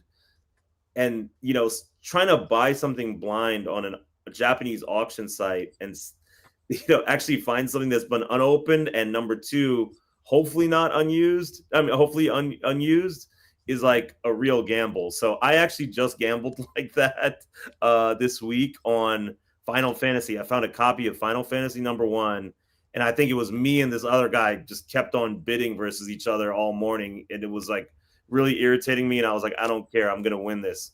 So I did. Nice. Bro, fingers crossed, man. That's sick. Yeah, but but I haven't seen one like an actual unopened graded copy. So I'm hoping it gets here really quickly and that I can get it to VGA really quickly. And if for some reason it's not, if it has been opened and used, then I'm going to try to see if I can return it. But I spent a good penny on it. But if it is unopened, I think it's a monster. I think it's a monster. LC says, Vinny, I went to Osaka last year. I think you'll mine for days over there. Yeah, I haven't been to Osaka to look for games yet, but I have been to just in Tokyo and Akihabara. But I need to get out there. The other thing I want to do is in Kyoto, they have the Nintendo Museum that I want to go check out now as well. Look at the cute Chewy there. Chewy. Check it out, Mark. Look. Oh, Look. She opened it. Hey, Vinny, do you know anything about this? This is Dennis sent us this to ask you about a Nintendo Dr. Mario factory sealed Kool-Aid wacky warehouse mailer retest. No, but that looks awesome. And I actually, Dr. Mario was one of my favorite games growing up too. So I don't know what the hell this is, but it's amazing. It must be like a game that you won through Kool-Aid and they sent it that way. Let's see Guess what it so, says. yeah. I mean, there was something crazy. I think I sent you, Brian. I don't know if maybe I did talk about it on the show, but that I was looking at the early Nintendo consoles that predated the NES, and there was like this, this console that was like very simple, like had just very simple block games and stuff like that. But then they had a send away Maxell cassette tape version of it, so wow. there's a bunch of things like this. So I think finding the early games and then finding like these cool, like sort of limited variants is really awesome. And there's also not a lot of literature about some of this stuff. So when you happen upon it, it's pretty cool. Yeah, it's dope. It's really dope. So I love those rare, cool send away things. Awesome. Excuse me. All right. Let's see here. What else is coming up? We got a con's coming up soon, right? Aren't you getting ready to do a con clutch coming up? Yeah, TFCon LA is happening in 2 weeks, same weekend as Emerald City Comic Con. But I won't be at Emerald City. I'll be at TFCon. Nice. That's really cool. And then WonderCon is the end of March. Yep. Yeah, basically a month from now. Yep. Yeah. And then going into C2E2 and then into Huntsville. Are you going to C2E2? Yeah, I'm going to be at C2E2. Yeah. I think my brother and I are going to go to C2E2. Oh, sick. That'll be awesome. Hell yeah. I want to go. Who's doing Dallas? Thinking about doing Dallas too. I know Drew was talking about doing Dallas. You're talking about the Dallas Fan Expo? Yeah. Yeah. Actually, that is my favorite con to go to in Texas. This Dallas Fan Expo. Nice. Yeah. When is that Alright. one, Yi? When is that? July? I think it's I think it's June. Yeah, I think they moved their date to June now. Right Oh, here. sweet. Here's This a will be at couple. C2E2. Yeah, Dallas is where's it? They don't show the dates on here. It's weird. Hey, next week, there it Daredevil. is. May 30th through June 1st is Dallas Fan Expo. May 30th. Put it on my calendar. See, I've been skipping Dallas now because I'm planning to go to San Diego. Nice. Yeah. Did you guys see there was another book that came out today that I think is going to be a big book? Let me go ahead and so I think we talked about this Stadium Comics 9 Lives Chilling Adventures Punch 9 Lives of Salem. Great. Yeah, it's limited to 250. So it's at Stadium Comics right now if you guys want to go buy a couple. They're limited to 250 and I think that'll be a big book. Has it been a cover already, or have I think just seen it a bunch of times? I don't remember this being a cover, but I like the print run on it. The print run is, to be this good of an image, and that cat looks amazing. Dude, that cat freaks me out. Dude. Right? Is that Wow. Sorry, is that the Stadium Comics? Yep, Stadium Comics. I think it already sold, right? Or they still have some available. I think they might still have some available. I think it came out like a month ago. The pre-sales like a month ago. Oh, Check their sales. I buy a lot of stuff from them. Let's go to Stadium Comics. Yeah, I bought a bunch of their Archie homages over the years. Yeah, they always have It's stuff. right hard here. to buy. Put that- there we go. So this one, $20. Still pick there, that huh? up. Yep, still there. Did you hit the drop down on that? This one is really good. And that's still there. Yeah. So, They yeah, don't. I got you a link here. It's not an automatic sellout. No. That's the thing. These don't sell out automatically, which is crazy to me. It's the they're Beetlejuice fun. Like they've had Adam Hughes Sabrina that did the Hulk 181 homage. I feel like it depends on the artist, right? Because like, didn't Dan Parent used to do a lot of Yeah, Dan exclusives? Parent done. This is all in that style, but none of it's. Oh wow, look at that 121 homage, dude. The amazing The art. turning You- point. Yeah, I mean, they What? do really good Hard to homage tell. covers for for what it is. I like their books. Yeah. And it's like a lot of you can't even tell what freaking books they are. No. This one's really Like, good. I'm completely serious. You have no freaking idea. Like I'm like, No, it doesn't. like, it's supposed to pop variant cover, but like you don't even know what's inside it. There's only 50 of these, you guys. So go buy It's a a cover over and over again in a pop art style where it's in different colors. Like in They're 5 good years, we're for- gonna be like saying, "Man, we should have fucking bought all of those." It's easy to grade, so I mean they come really nice, because they're just printed well up there in Canada, and yeah, so I like what they do. Our 51st state. America's hat. Yeah, America's hat. There's some good ones. They did the Punch one. I remember. I remember this one. I remember this one. This one's good. That one's good. I mean, I like the Harley, and it's never Yeah. sold out. Yeah, that's the problem. You can grade. The thing is, you can also grade them and sell them as like a low print run. Yep. Or Mhm. or also as low pop on the census. I don't know. They keep making them, and I like them. So Yeah. I don't know. Yeah. I mean, I buy them. They're not the easiest resell, but there's only 300 of most of them. Yeah. Mhm. They just said 50 for that one. That's just so they could so they can make the medals and sell them that day. Yeah.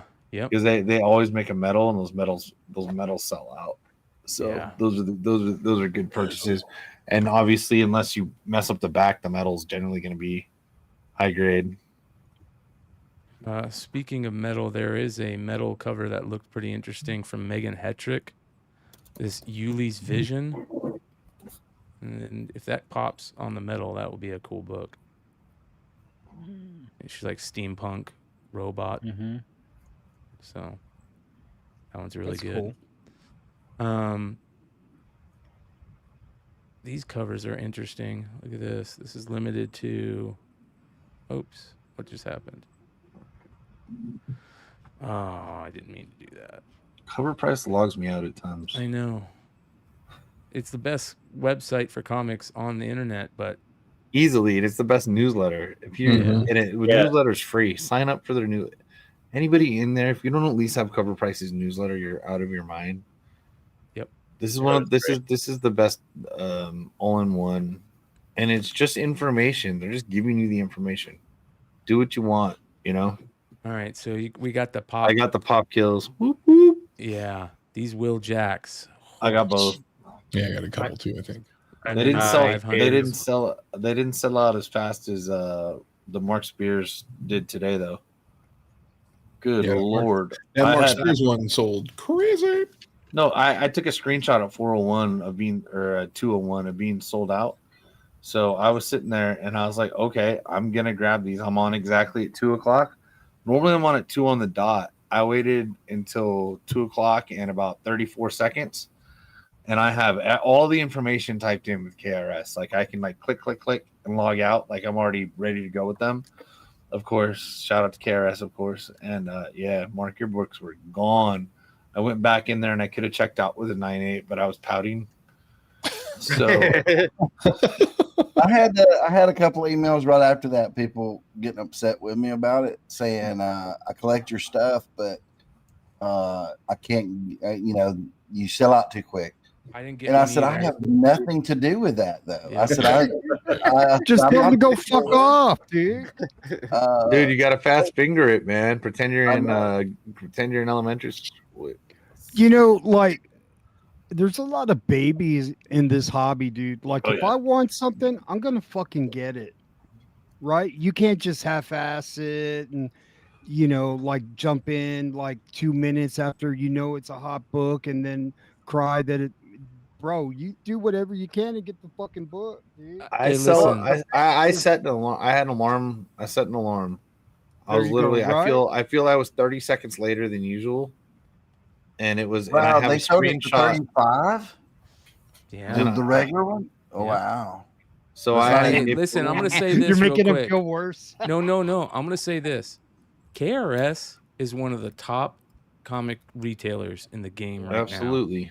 Oh yeah. 100%. Absolutely, man. They do a great job. They don't oversaturate. They pick really good covers. Look at that. Look at that. How is that? Seriously, how is that Spider-Man Iñaki not all sold out? Yeah, this right here Look at too. that The Street Fighter. Look at this. That Street Fighter's badass. Wow, Street look at Fighter. those Mark Spears ones. They're all sold out. Yeah. It's sure are, buddy. We noticed. Yeah, we know this. Just letting you know, guys. Mark, why do you always sell them so fast?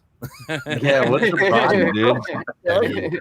Look at I'm this. sending you messages right now to find out why it sold out. Look Yes. at Perella. Oh my god. Hey, someone did mention to me today. They said, "Why don't I have a subscription service like other?" I'd never heard of that. What is that? You do a subscription for your exclusives? Yeah, so like if you had like If you're putting like out hey, one we're a gonna month. do 100 slots, and then everyone pays a certain amount a month, and they get one of the books or whatever. But I could see doing that if that was my exclusive. That's what I was saying. That's what It's people like, don't understand, right? Like they don't they know don't that, understand that these aren't. I have nothing to do with it besides agreeing that they can do it. So they're not even hiring me to do the artwork. This is order artwork, right? That was from the last card set. Yep. So it's I don't know. But here's the thing. If I'd have said, okay, you got to have 5,000 or 3,000 print run, then they're not going to sell out like that. I mean, it's a good thing that they're selling and there's a low print run and people are enjoying them and they'll survive on the aftermarket and stuff. So I think it's a good thing. I don't mind that subscription thing though. I might have to look into that for my own stuff because I am going to do my own exclusives. I talked to KeenSpot today. I'm doing a lottery system going forward, so there'll be like 2 stores can get in on it and stuff. But I'm going to start doing more Mark Spear stuff. Very That's great, smart. man. It's a good idea. Yep. And we're Yeah, gonna you be got it. super stoked for you, man. Yep. But again, shout out to KRS. I mean, look at this. They had the Doom Academy homage too. Like they put out some of the best product there is, and they don't, like you said, they don't oversaturate. That's a big deal. Is that sold out? This one's not. Oh, it's sold not out a Mark yet. Spears. Never mind. I'm sorry. It's not Yeah, hey, Brian, it's quick Marvel. plug. There's 3,000 of them, dude. Yeah. My son started doing my eBay account this week. I finally got him going, and we have 4 CGC books up on eBay right now. So you can buy them direct from me. If you just look from, I think the name is Mark Spears Art on there. So nice. Yeah, you can actually do that. So yeah, we're starting to get into the retail business. Amen. Look at this Panosian. Bro, the Crazy. freckles, bro. Yeah, I know. Crazy.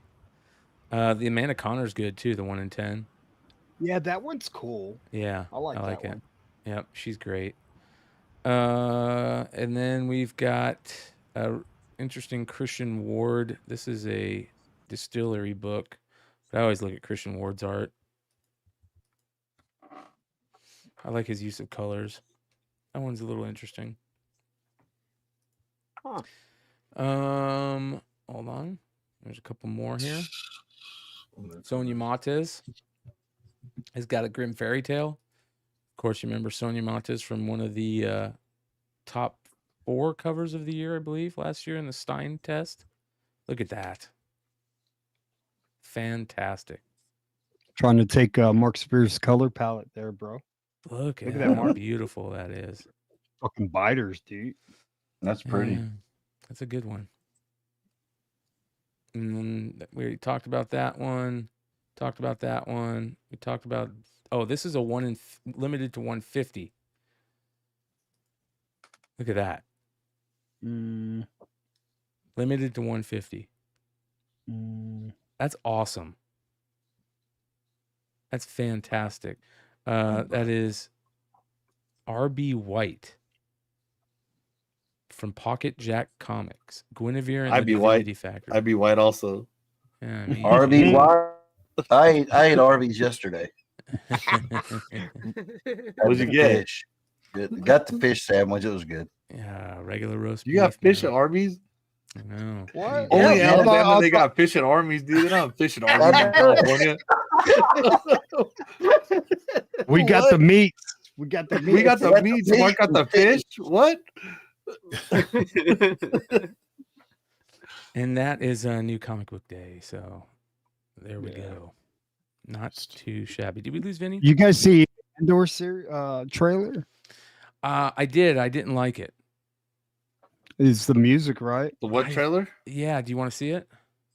Which Andor. trailer? I didn't hear you. And say. Andor season 2 teaser. Oh, Well- I just liked it because I like Andor.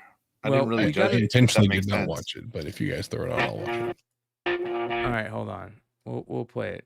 It's Oh, just- that's how much you like Andor. Andor is probably the greatest thing Star Wars has yeah. ever done. yeah. Oh, yeah, Andor I is can't good. wait. I don't want can't to see don't it. 'cause at- I want don't to be at like, me. really surprised. Don't No, at you it don't me, wanna was, bro. see it was it? just the music what took me to It just, doesn't like, show threw me- anything out of the ordinary, Clutch. It doesn't give you close my any eyes.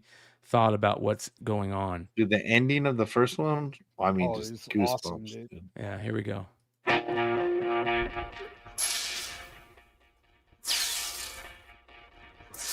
We're in a war. You want to fight? I love that. You want to fight? You want to fight? Or you want to win?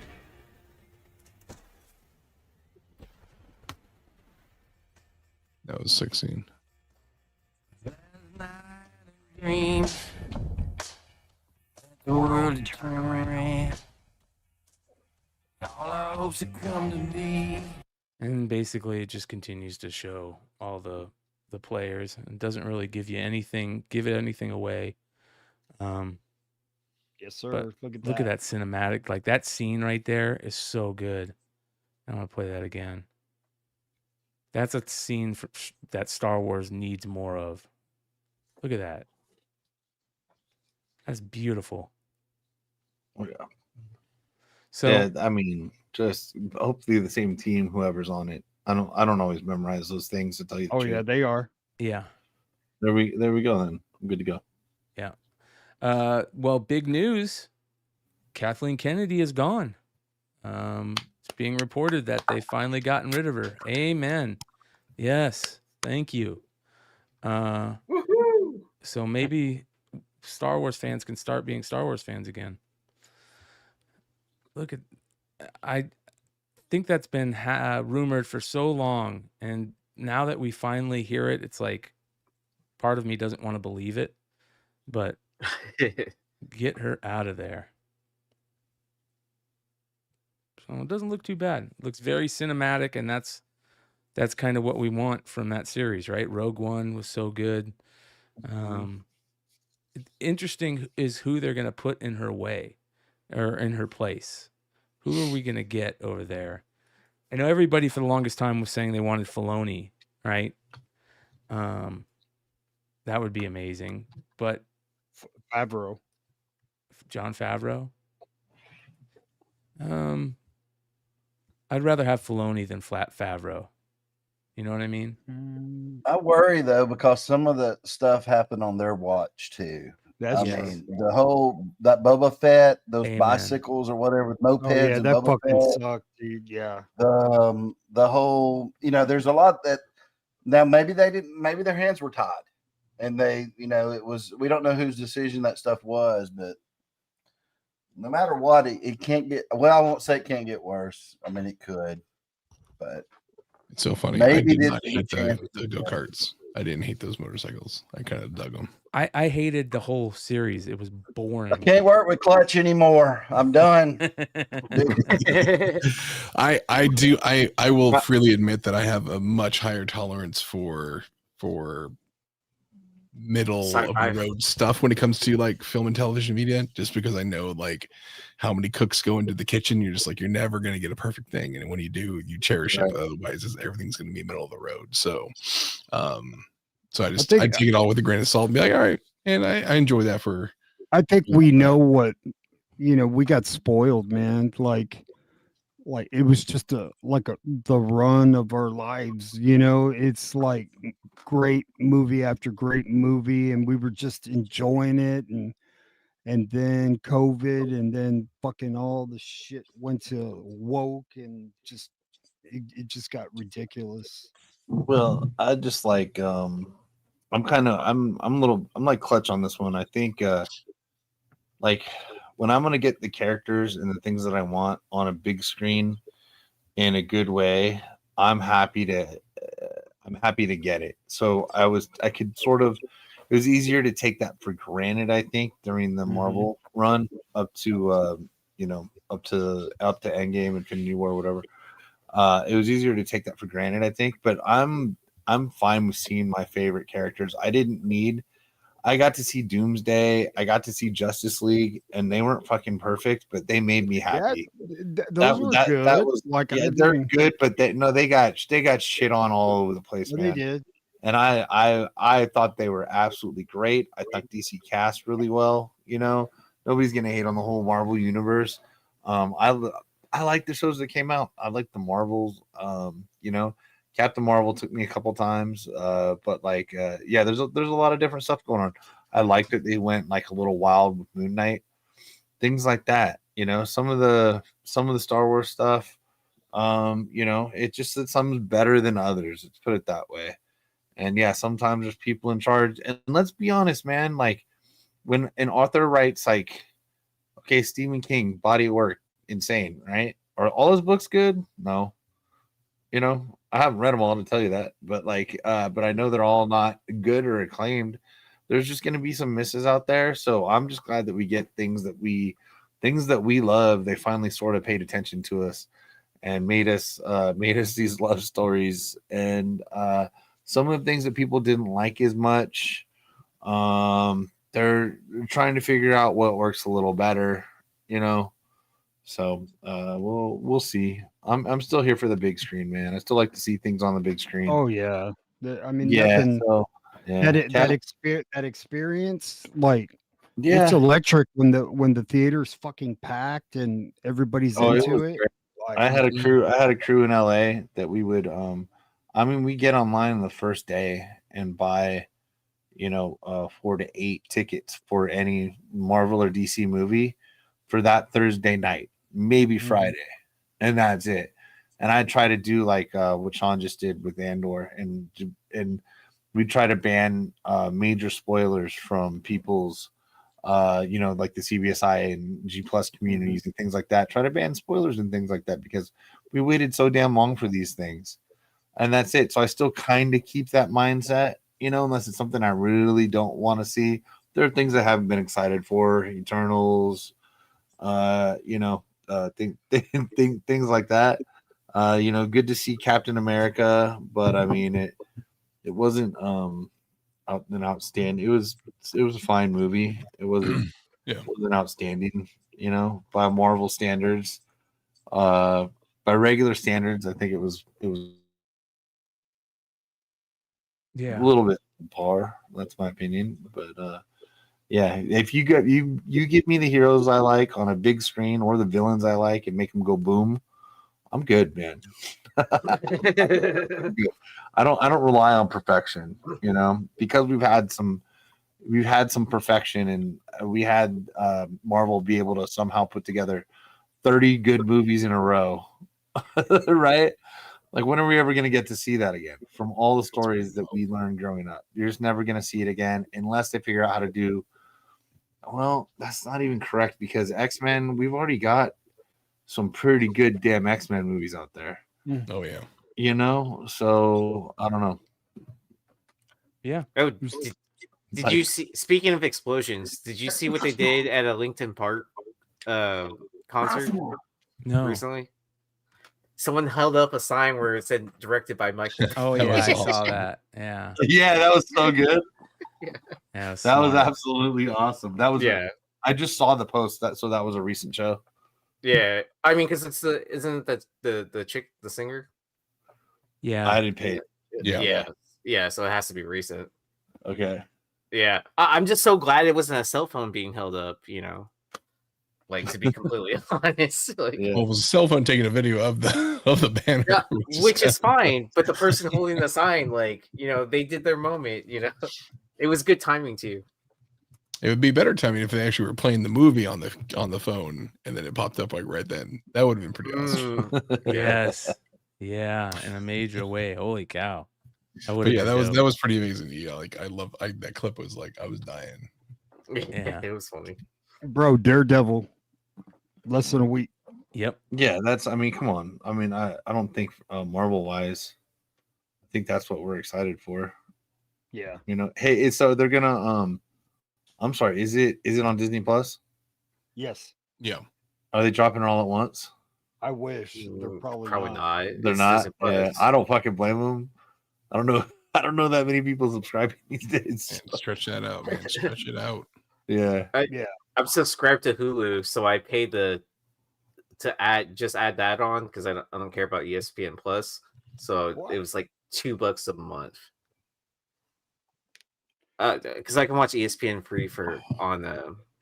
But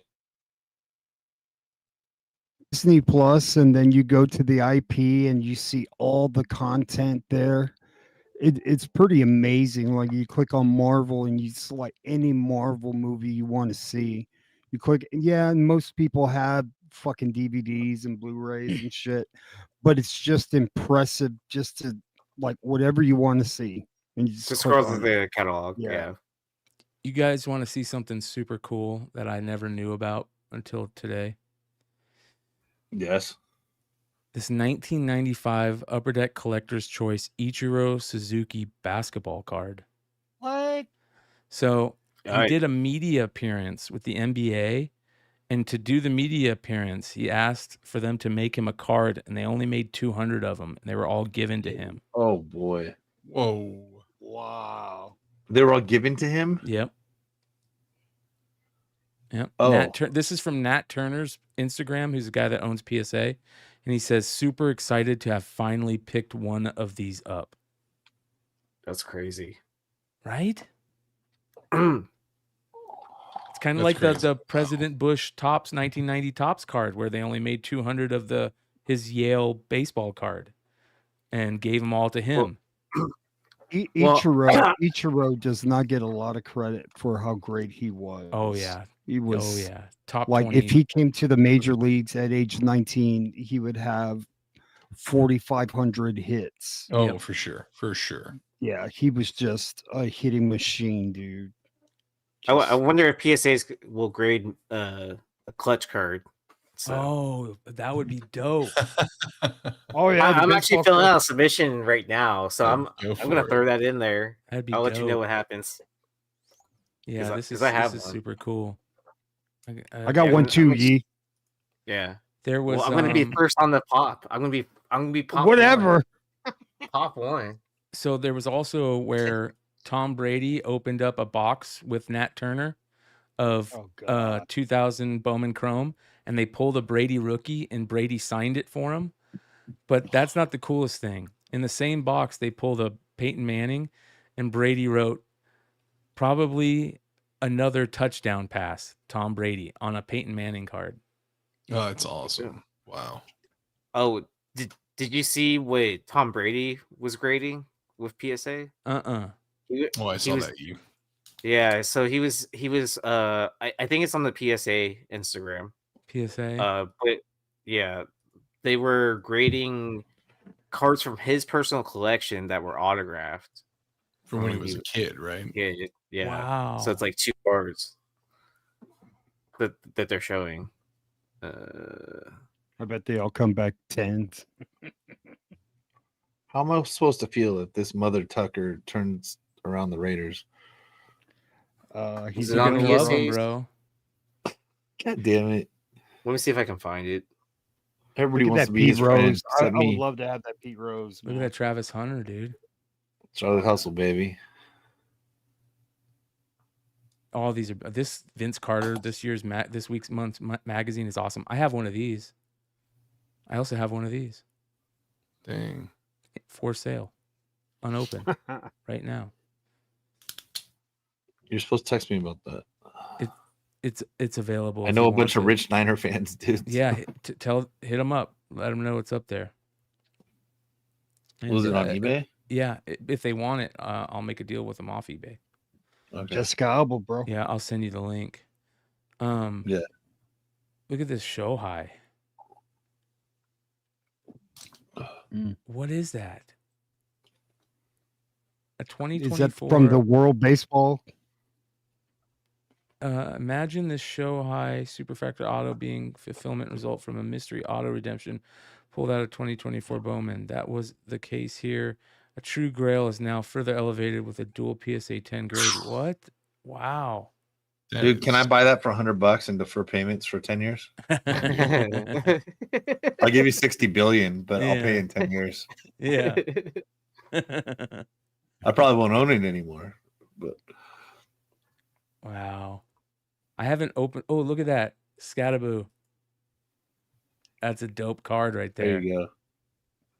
Yeah, Second it's a round good running Raider. back. He's a stud, dude. He's He's gonna be a cowboy. dog. It's gonna be a Dallas Cowboy. Oh man.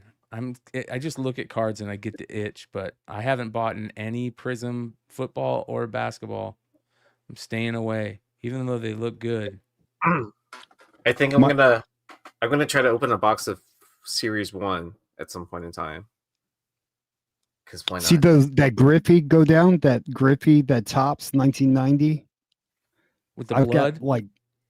I've got like 90 of those with the blood. Yeah. The error. Yep, right there. Oh wow. I bought it in a lot, and they all happened to be that error card.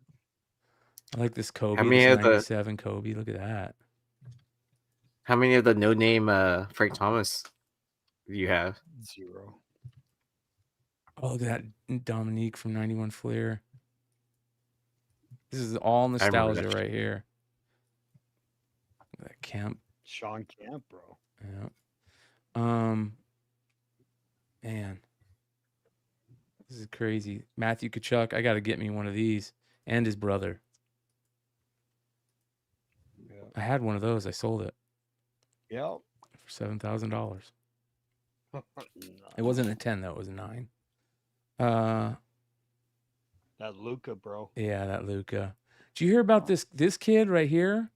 Check this out.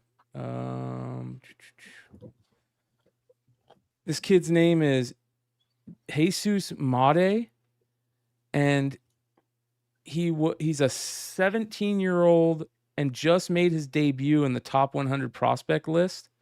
He's the youngest player ever to be inside the top 100. And he's in the Brewers organization. He was signed for just under $1 million in 2023.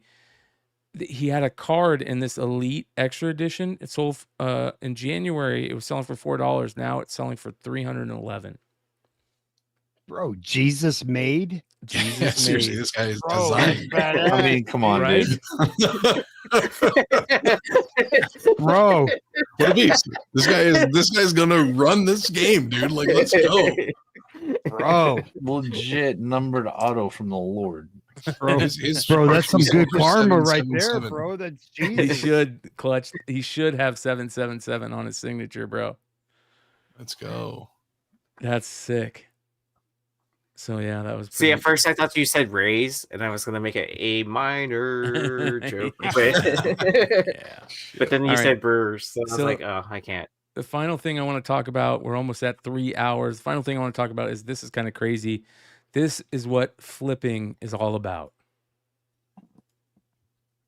Reselling for $500 and can be found in stores. This toy car is reselling for $500 and can be found in stores at Walgreens right now. It's super simple. You're just going to head to the toy section inside of Walgreens and locate this car right here. Don't get it confused with this one because they are both 63 Chevys, but we want the purple one with red rims. Follow for more and make sure to share this with a friend who could use an extra buck. $475. $500. Why? Who knows? Who I cares? know, but like Hot Wheels dudes are weird, man. They're Yeah, crazy. they are. I've so never it's got to be seen it. scarcity, right? There's no other reason. Yeah, I've so ne- like the red wheel ones, and they have like a red bottom too. Like those are like the mega chase ones that they put out. And it's like I don't know what the ratio is per case, whatever, but they're super rare. Bro, they got a ton Oh, of just like those the rubber fucking tire cars thing. at Yeah. Ollie's, dude. You can find those at Ollie's. Stock is I'm going limited. Will be tomorrow. a chase to I'm find. gonna Yeah. get the red rim purple car. I mean, I stop at Walgreens all the time, anyways. It doesn't hurt for me to walk down the toy aisle. Yep. That's what it's about. So, yeah, there's Hartman says there's drugs in the trunk. Yeah, man. The same. I used to have little itty bitty drugs. Yeah. what's the name of the like ladies fucking pottery? And it has there's just like block writing on all of them. Not that you guys have them, but I don't know if you ever tried to flip them. But you find them at Home Goods or TJ Maxx, or it's a woman's name. Yeah. And you could, and if you're early enough on them, and you get Disney or like St. Patrick's Day, it would have been a month ago. God, all that shit flips, man. And then the good, Home Goods, TJ Maxx, you can take it right back. I had a good friend. I was in a cook flip group, and they'd sort of show me, they show which ones are like taking off and everything like that. And she worked right, and is a neighbor of mine. She worked right next to one, like a Home Goods, and we would, I'd have her bring them up or whatever, and then flip them if I could. And if not, man, you got 30 days receipt on that thing. Oh wow! And send them right back. So, and it's not like I'm on eBay sending back a comic book to one of you guys. I'm pretty sure TJ Maxx can take my freaking my pottery return. So yeah, and it's not like it's not gonna not sell eventually, right? Like someone will buy that. Well, I wants know, it, or whatever. I know what definitely someone will buy. Definitely, a lot of people are going to be wanting to buy these. So make sure you guys follow Clutch, follow Mark Spears for these amazing G.I. Joe Real American Hero 315 variants that are coming out of the Dreadnoks and Zartan. Absolutely awesome. This is the cover that we unveiled tonight.